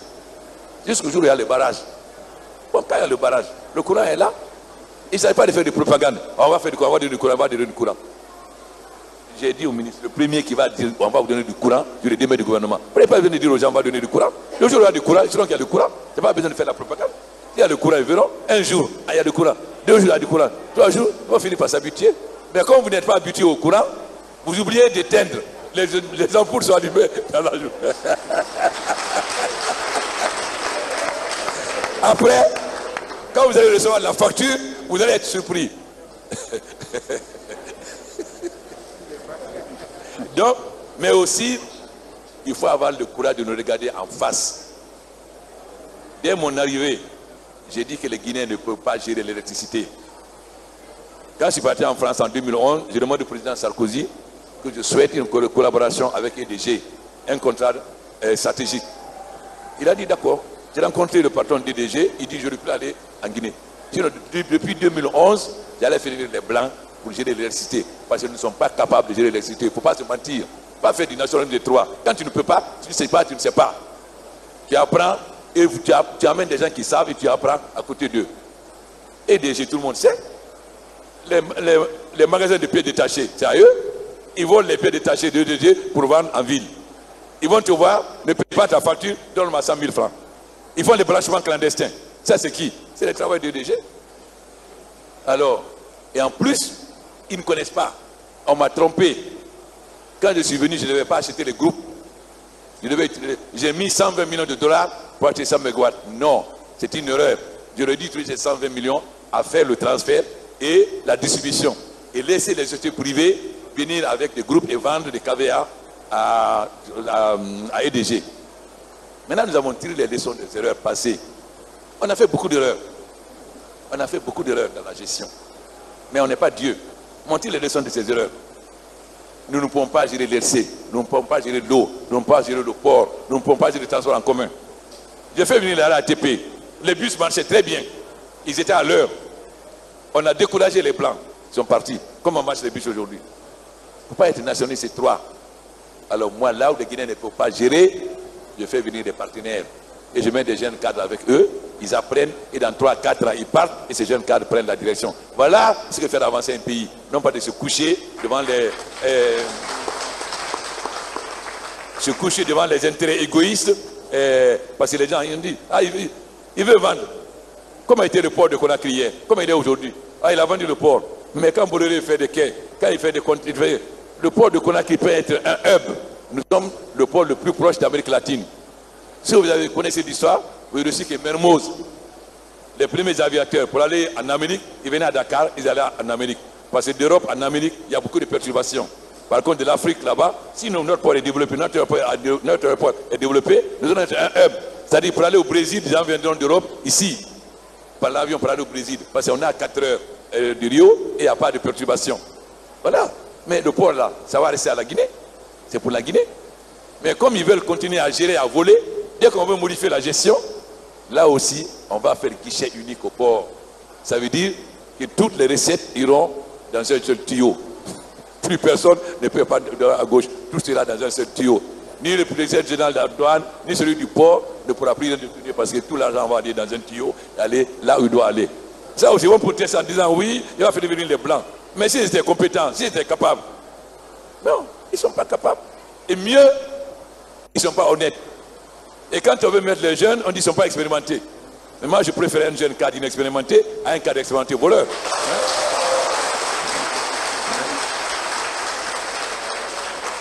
Aujourd'hui, la moitié des DAF sont des jeunes. Ceux qui ont passé le concours il y a 2 ans, la moitié des DAF. Et principalement des filles. Parce que là aussi, les filles sont plus honnêtes que les hommes. Pour dire la vérité aussi.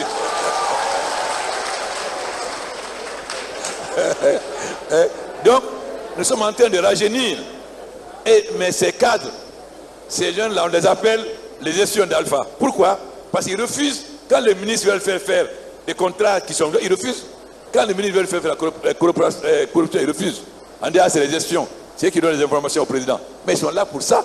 Ils sont là pour sauvegarder l'argent de l'État. Et mieux, l'argent était centralisé à Conakry. Les décentralisations ne recevaient pas d'argent. Mais avec les nouveaux DAF, l'argent est réparti correctement. L'essentiel est utilisé par les ministères. J'ai dit au ministre, si vous prenez le budget, la moitié, c'est le ministre, son cabinet, ses collaborateurs. Pendant ce temps, les universités à l'intérieur sont délaissées. Avec ce nouveau DAF, ce n'est plus possible. Quand on sait que le DAF a droit à 1 milliard, elle envoie 1 milliard. Je dirais qu'on a droit, le ministre ne peut plus détourner. Personne n'est honnête par nature en Guinée. Pour être honnête, il faut qu'il soit contraint. Le Guinéen n'a pas honte, il a peur. Si tu lui fais confiance, il va te tromper. Donc, il faut que, c'est comme s'il faut mettre un gendarme derrière chaque Guinéen. On ne va pas le faire, mais on va mettre des structures qui vont faire en sorte que tout le monde soit droit, ou l'essentiel soit droit. Donc, nous respectons la loi. J'ai dit, vous voulez modifier l'organisation, la CENI, allez au Parlement. Vous faites une loi organique, vous modifiez. Ils ont dit les délégations à délégation ne joue aucun rôle dans l'élection. Ah non, ils ont de l'influence. Je dis, vous avez de l'influence. D'accord, ok. Majorité acceptée. Il y a 28 délégations. L'opposition prend la moitié, vous prenez la moitié. Ils disent, mais non, c'est pas ça maintenant. C'est-à-dire, quand on demande 1, quand on donne, ils demandent 5. Parce qu'on a accepté ça sur les législatives. Mais maintenant, ils se trompent. Maintenant, on peut acheter les armes. On a le 10e Fed, on a le 11e Fed. On collabore avec tous les pays du monde. On n'est plus sous sanction. Il n'y a plus de chantage de personne. Les enfants, les gens vont comprendre qu'ils sont manipulés. Si Bambé au Koza sont des ghettos, est-ce que moi j'étais au pouvoir? S'il n'y a pas de route là-bas, s'il n'y a pas d'école, s'il n'y a pas d'hôpital, je suis responsable. Pourquoi on a laissé des ghettos sur le pays, laissé des jeunes perdus? Ils n'ont aucune possibilité d'avoir accès à une école, pas de route, etc. Le problème de ces jeunes, c'est l'emploi.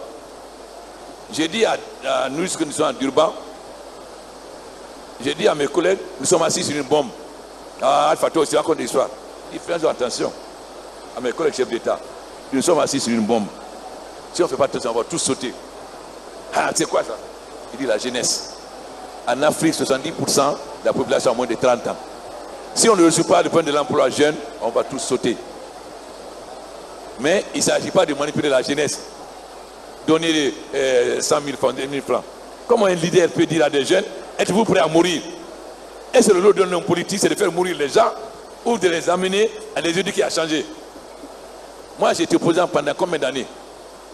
Jamais je n'ai lancé de pierres. Jamais on a cassé un véhicule.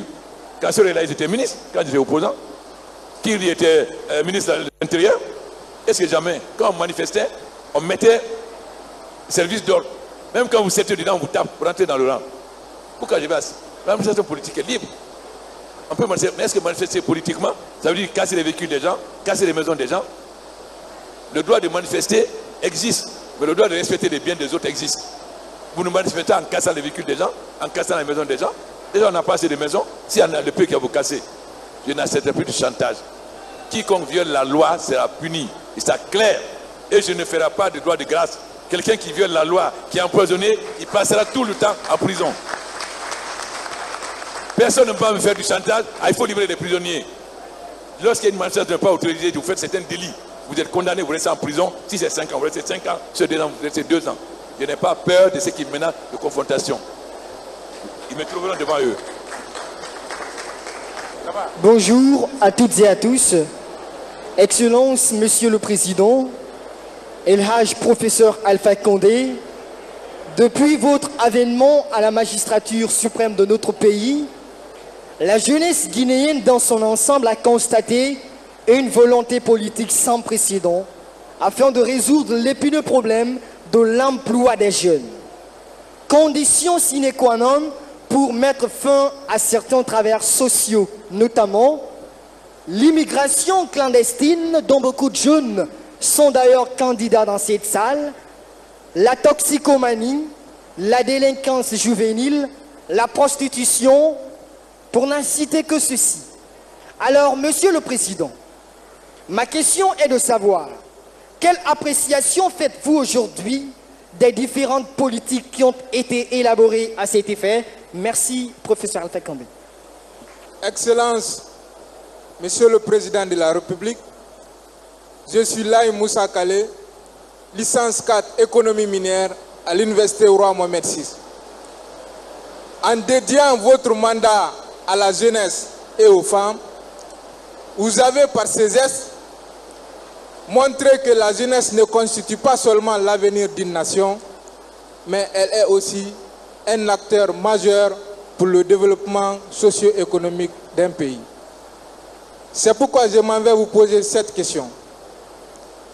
Quelle stratégie, quelles sont les mesures envisagées par l'État pour une implication effective de la jeunesse dans le renforcement du tissu social et pour la cohésion nationale?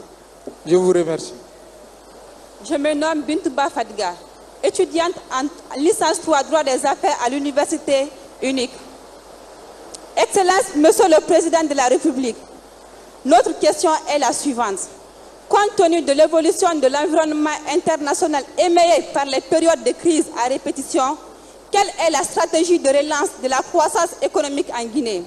sans que le citoyen lambda ne ressente une hausse des prix sur le marché, et ce, malgré la persistance de la fièvre hémorragique à virus Ebola et le désinvestissement de certaines multinationales. L'Université unique vous remercie de cette initiative hautement louable à plus d'un titre. Merci, Monsieur le Président. Je suis Colamo Ernest de l'Université catholique de l'Afrique de l'Ouest. Je suis en licence 2, communication d'entreprise. Je voudrais de prime abord remercier le Président pour cette initiative de répondre à l'invitation des jeunes pour être en contact direct avec eux.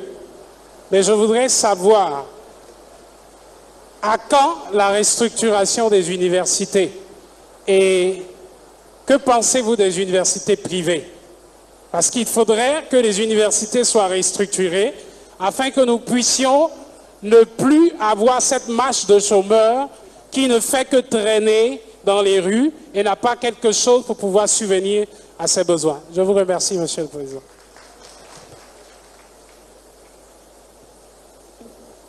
L'implication de la jeunesse dans le renforcement du tissu social dépend de vous.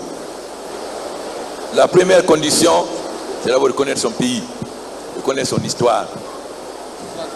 Quand vous avez quelqu'un devant vous, vous devez savoir qui c'est, qui il est, pour que le discours chrétien soit crédible ou pas. Mais si la jeunesse ne connaît pas l'histoire de son pays, ne connaît pas ce qui s'est passé, elle est manipulable.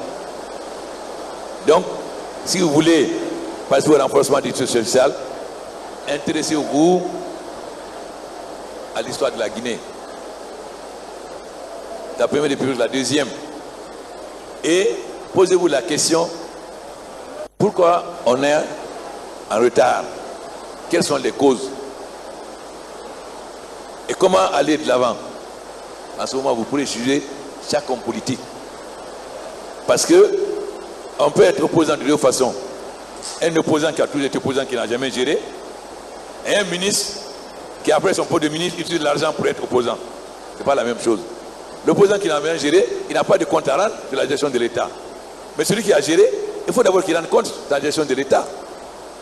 S'ils disent aux jeunes, manifestez parce qu'il n'y a pas de courant, mais demandez-lui pendant tout le temps, il était au gouvernement, pourquoi il n'y a pas eu de courant? S'ils disent aux jeunes, manifestez parce qu'il n'y a pas assez de boursiers, mais quand il était au gouvernement, pourquoi il n'y a pas assez? Mais si vous ne vous cultivez pas, si la personne qui est en face de vous ne savez pas c'est qui, vous ne pourrez jamais participer au renforcement du social parce que vous serez manipulable. Alors, la première leçon, commencez à vous cultiver. Lisez l'histoire de la Guinée. Nous, quand on était étudiants, on a travaillé. Moi, j'ai écrit un livre, Guinée-Albanie d'Afrique ou néo-colonie américaine. J'ai étudié la Guinée depuis le début de la colonisation jusqu'au régime de Sékou Touré. Pour voir exactement qu'est-ce que la colonisation a apporté du bien, qui n'a pas apporté du bien, quels étaient les aspects négatifs du régime de Sékou Touré. Et nous avons étudié la Guinée. La preuve, nous avons d'abord parti du travail de Guinée avec le journal Diawol Yemma. Diawol Yemma, ça veut dire une étoile dans la nuit. Parce que ça veut dire que le flambeau pour éclairer. De là, on est passé au mouvement national démocratique. Tout ça en étant basé sur l'histoire de la Guinée, en voyant qu'est-ce qui ne va pas en faisant des propositions. De là, on est passé RPG, parti des patriotes guinéens. Et enfin, RPG, parti de l'Assemblée de Guinée. Mais si vous ne connaissez pas l'histoire de votre pays, comment voulez-vous coudre un tissu social que vous ne connaissez pas? Pour coudre un tissu social, il faut savoir pourquoi il y a déchirure.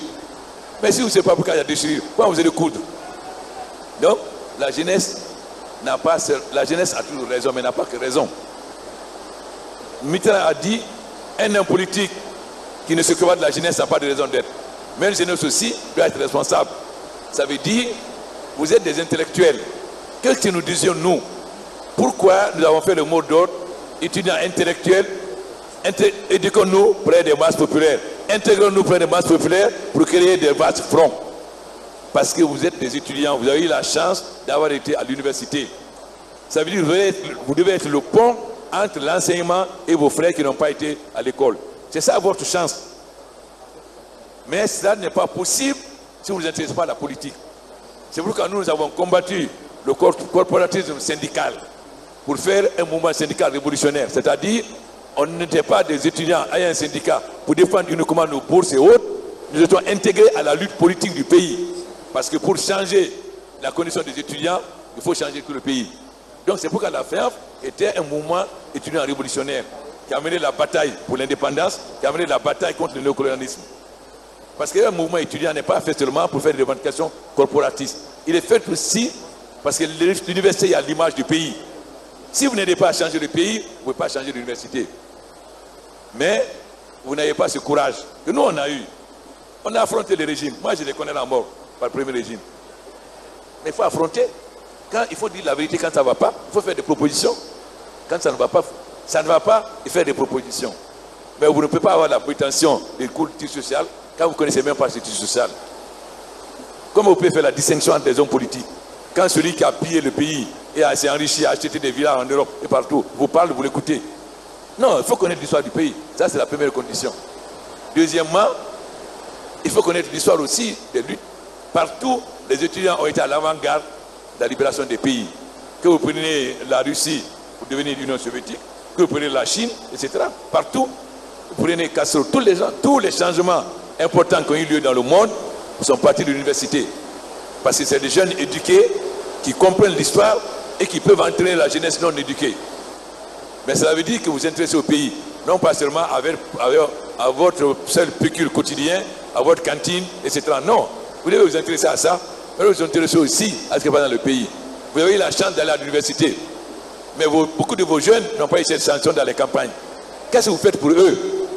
Vous devez servir de croix de transmission entre le savoir et eux. C'est vous qui devez apporter le savoir. C'est ça le rôle de l'intellectuel. Vous êtes des intellectuels, c'est ça votre rôle. Mais pour l'assumer, il faut en avoir le courage et la volonté. Alors, pourquoi le tissu social est déchiré? Qu'est-ce qu'il faut faire?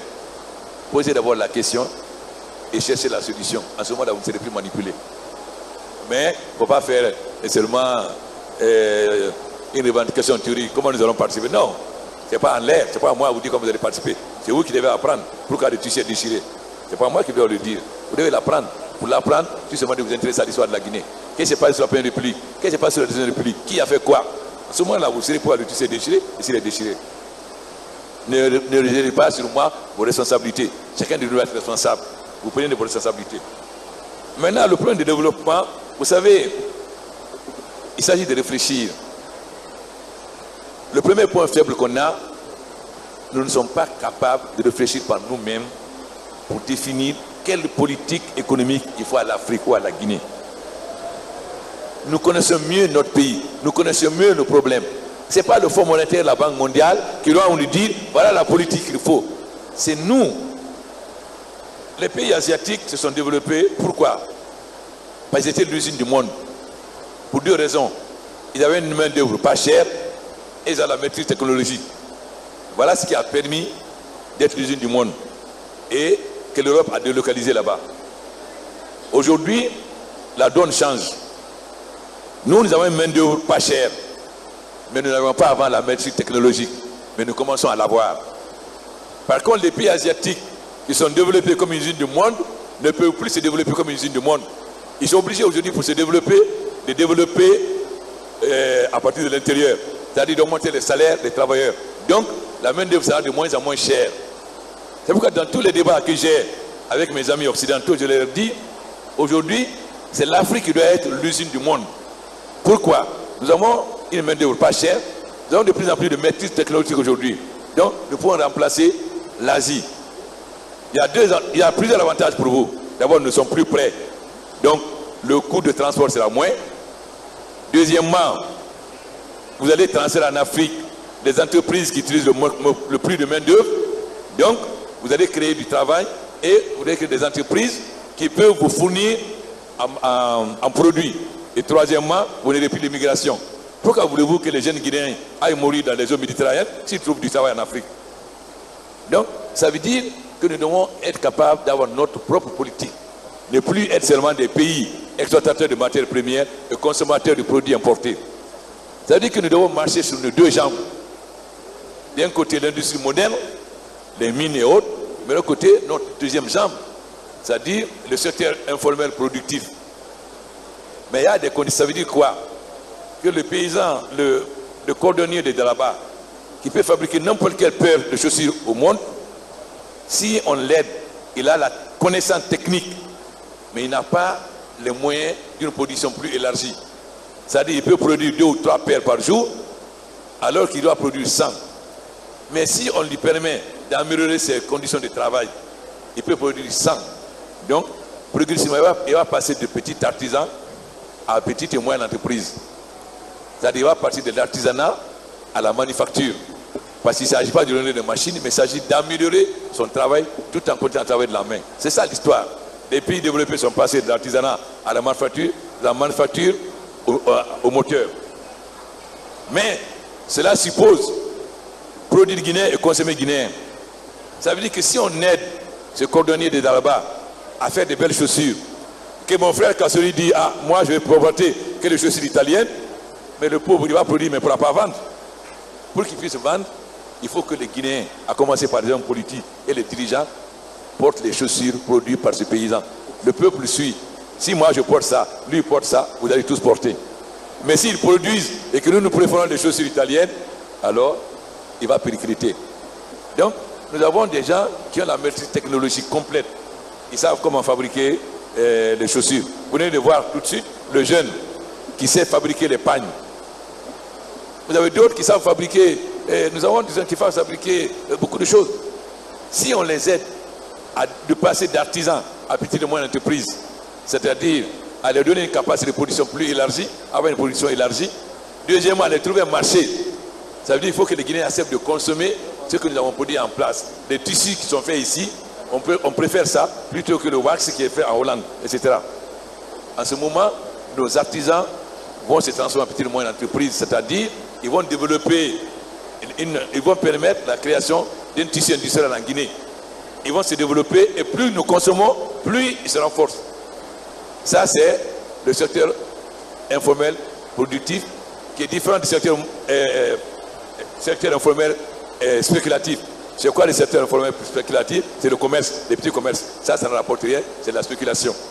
Donc, il faut renforcer le secteur informel productif. Les cordonniers, les tisserands, les menuisiers, etc., etc. Et en fait, des petites et moyennes entreprises. Tout en développant l'industrie moderne. Nous avons la chance d'avoir les plus grandes réserves de mines. Nous avons la moitié des réserves mondiales de bauxite. Nous avons le minerai de fer le taux le plus élevé en Simandou, en dehors de Kaléja. Nous devons développer la politique minière, mais ça doit nous servir à quoi la politique minière? La politique minière doit nous servir à créer l'industrie lourde et les grandes industries de transformation. Mais nous devons mettre les conditions. Quand je suis venu, j'ai commencé par faire la réforme du code minier. Pourquoi? Parce que je voulais que les mines guinéennes servent à la Guinée. J'ai fait d'abord, premièrement, que toute personne qui a un permis, quand il a une concession, il doit donner 15% gratuit à l'État.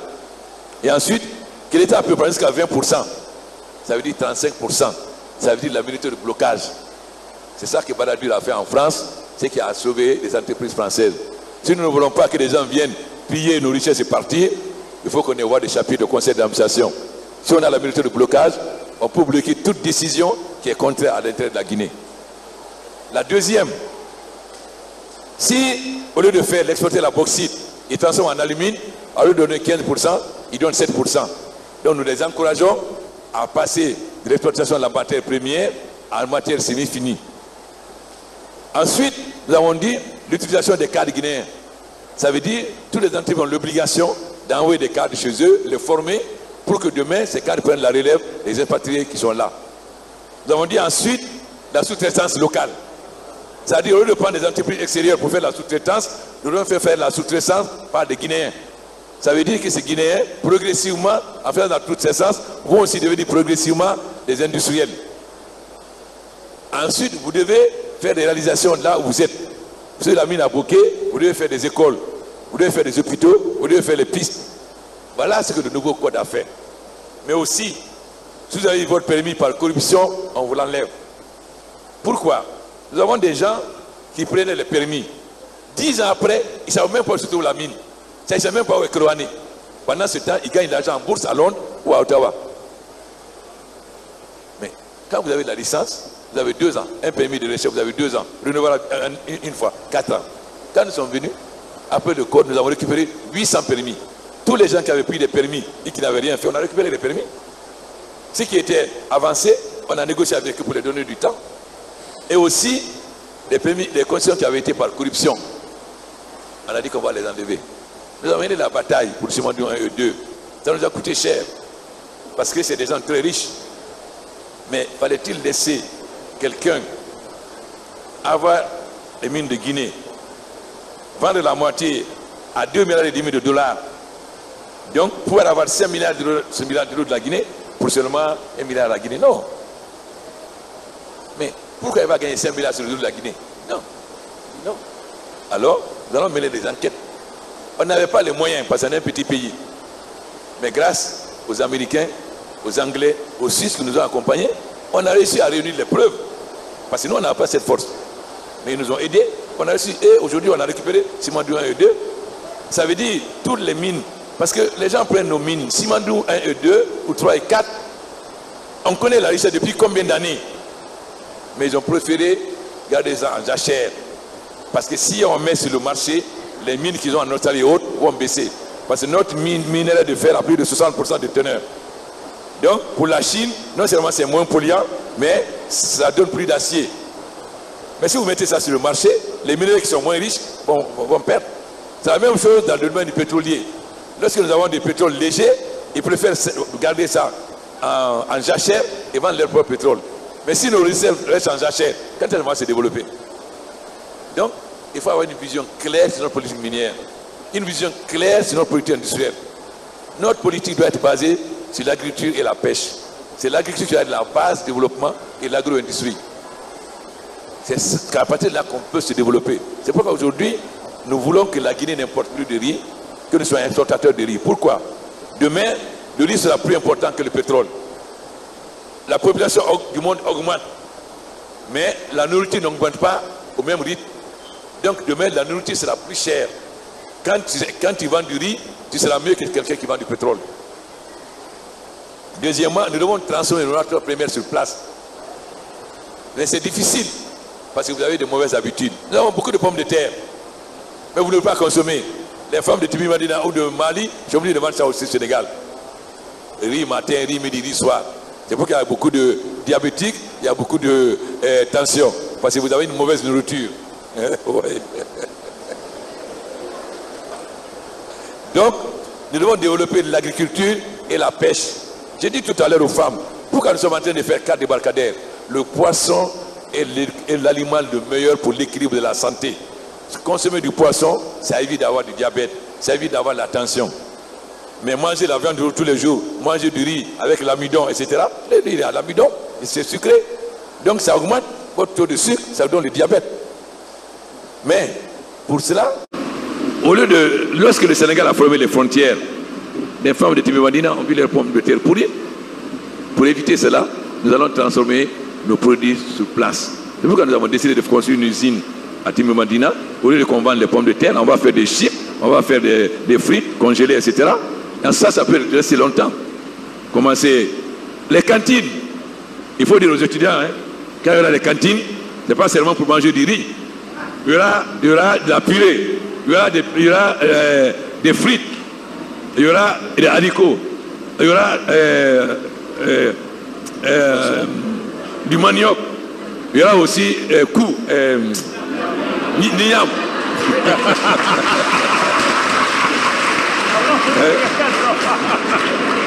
Nous, quand on était étudiants,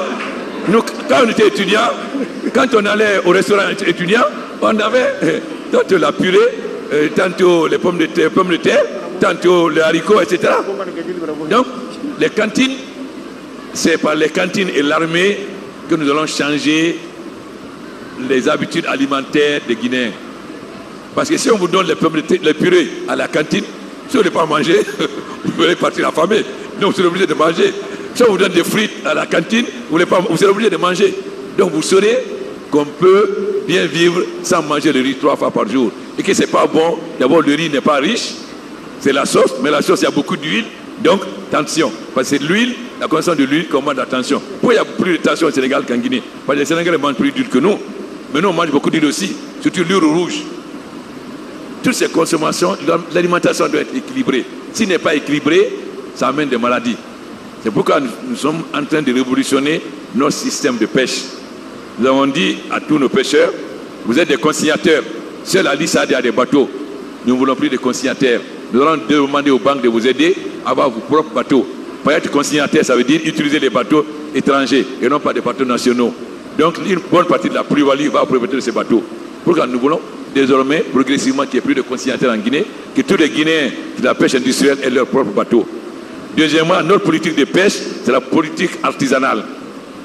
Pas ce qu'on fait, où on prend des jeunes Guinéens, certains Chinois qui sont là, prennent des jeunes Guinéens, l'un des barques, qui vont pêcher pour eux. Non. Nous allons donner des barques, comme on a commencé aux jeunes Guinéens, avec des moteurs, pour qu'ils pêchent pour leur propre compte, non pas pour un étranger. Deuxièmement, nous sommes en train de faire des débarcadères. Parce que quand vous allez où les poissons sont là, posés, avec la boue, etc., donc ce n'est pas sain et ce n'est pas propre. Donc il faut permettre à ces femmes d'avoir, de pouvoir avoir des conditions de conditionnement du poisson ou de fumage qui font que c'est sain. Pourquoi nous ne pouvons pas importer du poisson sur l'Europe? Notre poisson est exporté sur l'Europe, mais dans le contingent sénégalais. C'est-à-dire les pêcheurs prennent les meilleurs poissons ici, l'amènent au Sénégal. Mais si c'est nous qui vendons, nous avons des devises. Mais nous ne pouvons pas vendre si nous ne remplissons pas les conditions sanitaires. Alors nous devons remplir les conditions sanitaires pour que nos poissons puissent être exportés sur l'Europe, sur les États-Unis. C'est pourquoi je dis qu'on est en train de faire une révolution dans le domaine de la pêche. Là aussi, lutter contre les mauvaises habitudes. Parce que beaucoup de cas de la pêche sont corrompus. Il y a aussi la pêche clandestine. Pour lutter contre la pêche clandestine, nous avons besoin de vedettes et d'avions. Grâce à la coopération avec Abu Dhabi, nous avons aujourd'hui 10 vedettes et un avion. Nous avons un avion avec les Français, un moteur, mais l'avion avec un moteur ne peut pas aller loin. Malheureusement, on n'a pas formé des cadres. On a des 10 vedettes, mais jusqu'à présent, on n'a pas mis un vedette sur le fleuve, sur l'eau. Pourquoi? On n'a pas des marins bien formés. On les a formés, il faut qu'on demande à la coopération française. On a l'avion, mais il n'y a aucun pilote guinéen qui peut piloter ça. Pour piloter mon hélicoptère, j'ai été obligé de prolonger de 2 ans les pilotes qui étaient là. Maintenant, je suis obligé de les recruter comme privés. Parce que la deuxième République, M. Kassory, vous n'avez pas formé des pilotes, vous n'avez pas formé des marins. Vous avez formé les gens qui savent dire pam pam pam. Mais piloter l'avion, non. Les bateaux, non. Les chars, non. L'artillerie, non. À part apprendre les Kalachnikov, tout ce qui est métier technique, la première République en a formé, mais la deuxième République n'en a pas formé. Mieux, ceux qui ont été formés sont partis. On a formé les meilleurs pilotes. La Guinée a été, après l'Éthiopie, le premier pays d'Afrique noire à avoir des commandants de bord. Mais ils sont où? Antoine Cross est où? Il est à Nigeria. Le fils de Baldé Bobo est où? Il est au Zaïre. C'est lui qui pilote des avions Sky. Les avions nigériens Sky sont pilotés par des pilotes guinéens. Pourquoi? Vous avez vendu Air Guinée, il n'avait plus de travail. Ils sont partis.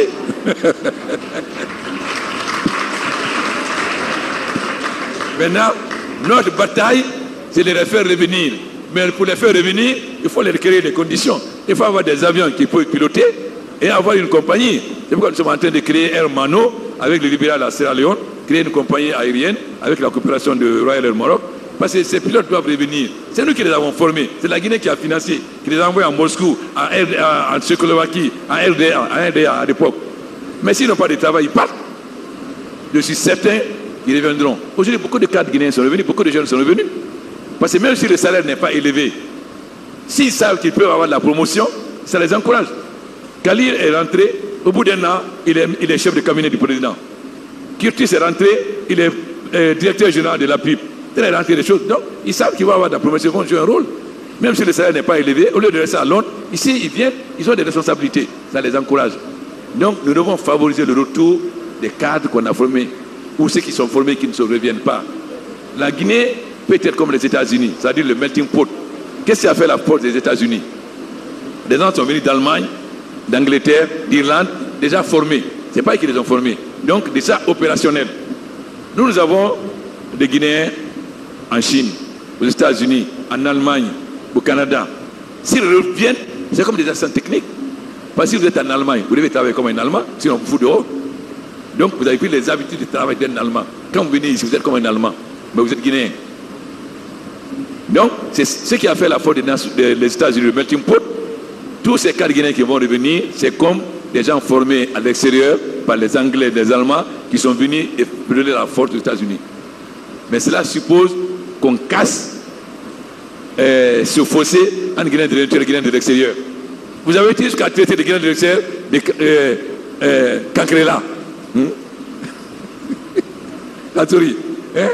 Opposer les Guinéens de l'extérieur. Mais un Guinéen, qui sont à l'intérieur et à l'extérieur, c'est un Guinéen. On les a traités de Cancrela. Ils viennent pour prendre nos places. Non, ils sont Guinéens. S'ils sont formés, ils ont été formés avec l'argent de la Guinée. Ils doivent donc venir servir de la Guinée. Il faut éviter ces coupures, opposer les Guinéens de l'intérieur aux Guinéens de l'extérieur. Non. Parce que c'est ça notre drame. Tel est Peul, tel est Malinké, tel est Soussou. Mais si on avait fait ça, on ne serait jamais indépendant en 58. 3 pays ont voulu être indépendants en 58. Le Sénégal, la Guinée et le Niger. Seule la Guinée a pu. Le Sénégal a échoué, le Niger a échoué. La Guinée a pu. Pourquoi? Parce que tous les hommes politiques ont donné la main. Sékou Touré n'a pas été le seul. Yaoundou, les Blancs lui ont proposé l'argent pour dire de voter oui. Il a refusé. Il a dit non. Bari 3 aussi. Donc, tout le monde s'est donné la main pour voter comme un seul homme. Mais à l'époque, il y avait qui ici? Les Peuls, les Malinké, les Sous, les Guerzé, les mêmes ethnies qu'aujourd'hui. Si ils ont pu s'entendre, pas aujourd'hui, nous, nos divisions, tel les Peuls, tel les Sous, tel les Malinké. C'est les hommes politiques. Parce que quand un homme politique n'a pas un programme crédible, quand vous avez un programme crédible, vous adressez à la raison de la personne. C'est-à-dire, vous donnez des arguments objectifs. Quand vous n'avez pas un programme crédible, vous adressez au sentiment irrationnel. Il faut voter pour moi parce que je suis catholique comme vous. Il faut voter pour moi parce que je suis musulman. Il faut voter pour moi parce que je suis Peul. Il faut voter pour moi parce que je suis Malinké. Il faut voter pour moi parce que je suis Sou. L'ethnocentrisme en Guinée est créé et alimenté par les hommes politiques. Parce que comme ils n'ont pas de programme de développement, ils préfèrent agir sur le sentiment. Il faut dire clairement présenter son programme. Et s'adresser à la raison, non pas au sentiment et à l'irrationnel. Les sentiments ethniques, c'est irrationnel. Les sentiments religieux, c'est irrationnel. Ce n'est pas raisonné. Tu ne demandes pas à naître Peul, tu ne demandes pas à naître Malinké, tu ne demandes pas à naître Soussou. C'est la nature. Mais ton raisonnement, c'est de toi. Mais tout cela mérite qu'on connaisse. On dit, c'est l'aide sociale qui détermine la conscience. Mais la conscience agit sur l'aide sociale. Ça veut dire l'aide sociale, c'est vous, votre éducation familiale, votre éducation à l'école. Ça, les habitudes. Mais la conscience, c'est ce que vous apprenez. Pendant un moment donné, vous êtes guidé par ce que vos parents vous ont appris. À un autre moment donné, votre conscience agit et transforme votre façon d'agir. Ce qui veut dire que l'aide sociale détermine. Mais lorsqu'on devient conscient, la conscience détermine l'aide sociale. Ça, c'est la dialectique. Malheureusement, vous ne connaissez pas la dialectique. Malheureusement pour vous, il faut connaître le matériel de dialectique historique pour savoir l'évolution de l'homme. Lorsque vous devenez conscient, on ne peut plus vous manipuler. Parce que c'est votre conscience maintenant qui vous guide. Non plus les traditions, les coutumes. Les coutumes vous guident. Mais les coutumes ne sont pas toutes bonnes. Mais nos grands-parents, pour venir à Conakry, ils venaient à pied. Il n'y avait pas de téléphone. Pourquoi aujourd'hui on ne va pas utiliser le téléphone? Parce que ce n'est pas dans nos coutumes. On ne va pas prendre l'avion parce que ce n'est pas dans nos coutumes. Non. Il y a des coutumes qui sont mauvaises. Quand je vais à l'intérieur, je suis choqué de voir des petites filles de 14 ans qui ont des bébés. C'est-à-dire qu'elles n'ont pas d'avenir. Elles vont se déformer, elles ne peuvent pas étudier, mais on va être déformées physiquement. Alors qu'en Guinée, il y a une loi sur la Première République qui dit qu'on ne peut pas se marier avant 17 ans. Mais allez à l'intérieur, vous verrez beaucoup de petites filles qui ont des enfants. Ensuite, l'excision. Tout le monde sait ce que c'est. Alors, parce que ça c'est fait par nos grands-parents, doit continuer? Non. Mais c'est votre prise de conscience qui vous amène à changer votre aide sociale. Autre chose aussi, on dit que pour détruire une force matérielle, il faut une autre force matérielle. Ça veut dire, si je veux détruire cette table, il faut que j'ai une force matérielle. Mais lorsque un peuple devient, aucune force matérielle n'est supérieure à un peuple conscient. Parce qu'un peuple conscient peut transformer n'importe quel matériel. Ça veut dire, quand quelqu'un est conscient, le peuple conscient est capable de casser cette maison, est capable de la construire. C'est pourquoi éduquer les peuples, c'est important. On peut manipuler les gens tant qu'ils ne sont pas lettrés. On peut manipuler les analphabètes. C'est pourquoi les Blancs n'ont pas voulu qu'on s'intuise beaucoup. Parce que plus tu as des connaissances, moins tu es manipulable. Donc, renforcer l'enseignement la dictature ne peut reposer que sur l'ignorance. Là où il y a connaissance, enseignement, la dictature disparaît. Parce que les gens prennent conscience, ils s'opposent. C'est pourquoi nous devons renforcer la formation, l'enseignement, pour que les jeunes Guinéens soient des jeunes conscients, pas manipulables. Mais il faut aussi que vous aimez les vérités, que vous aimez vos tares. Le troisième tare des Guinéens, en dehors de l'explosion du mensonge, c'est que les Guinéens n'aiment pas le bonheur de l'autre. Vous êtes égoïste, vous n'aimez pas le bonheur de l'autre. Mais si on n'aime pas le bonheur de l'autre, on ne peut pas aller de l'avant. Voilà ce que je voulais dire à la fin, non pas au début. Je voulais d'abord vous écouter, ainsi de vous répondre. Vous obligez vous-même à vous retourner sur vous et à faire votre auto-introspection. Vous regardez dans la glace, quelle image la glace vous renvoie et tirez les leçons. Voilà mes fils, ce que moi j'ai appris dans l'histoire.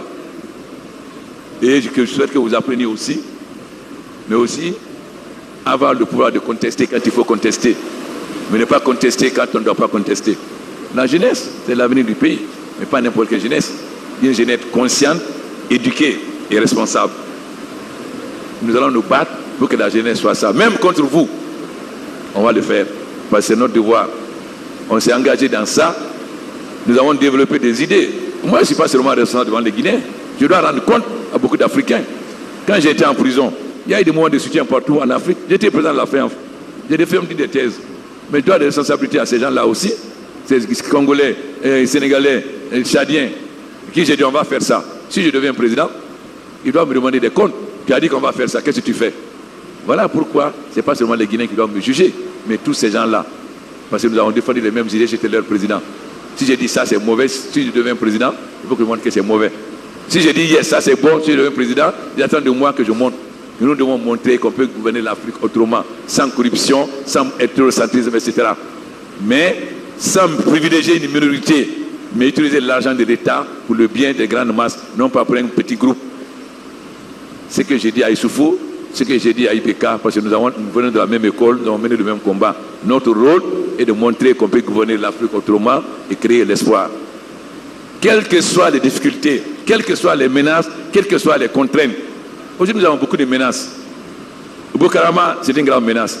Les extrémistes au Mali sont prêts à attaquer la Guinée, le Sénégal, etc. Nous voulons nous protéger. C'est pourquoi j'ai dit qu'il faut un débat national sur le voile. Pour que demain, les gens n'utilisent pas des gens voilés pour venir tirer sur vous ici ou aller tirer dans la foule. Mais s'il n'a pas de voile, il a de Kalachnikov, on va tuer, on l'arrête. Nous avons arrêté 3 Italiens dernièrement à Sigri, avec des armes de guerre. Bon, ils ont dit qu'ils se sont trompés, ils sont venus pour entraîner le Mali. D'accord, le ministre a appelé le ministre de la Défense au Mali.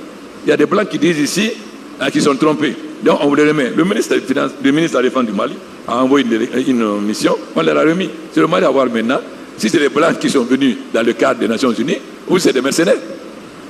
Donc nous devons nous protéger. Parce qu'on peut à tout moment donné avoir des attaques sur nos frontières. Tout ce qui peut favoriser l'islamisme, nous devons nous opposer. J'ai donné l'ordre à l'aéroport. Tous les gens des pays islamistes qui viennent, je les fais expulser. Lorsque j'ai rencontré les Pakistanais, ils ont dit, mais président, qu'est-ce qu'il y a contre nous? Je n'ai rien contre les Pakistanais. J'ai milité avec les Benazir Bhutto. Nous sommes dans le temps socialiste.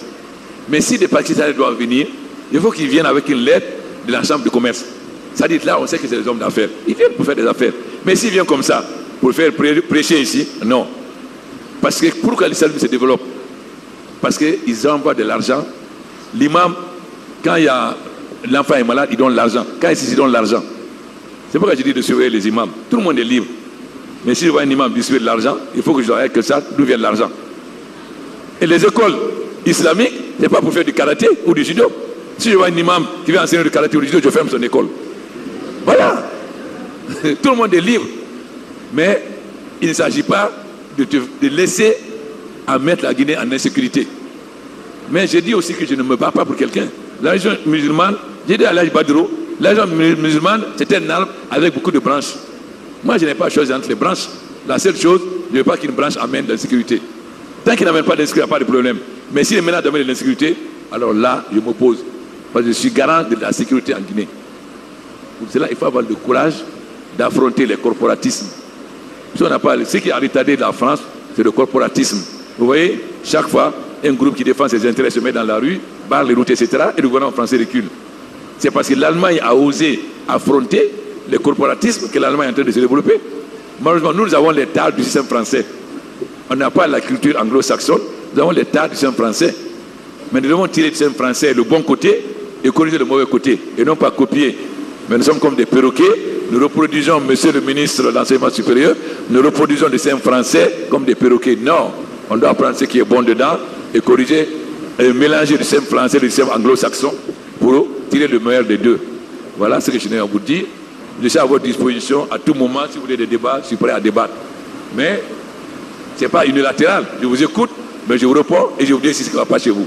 Merci.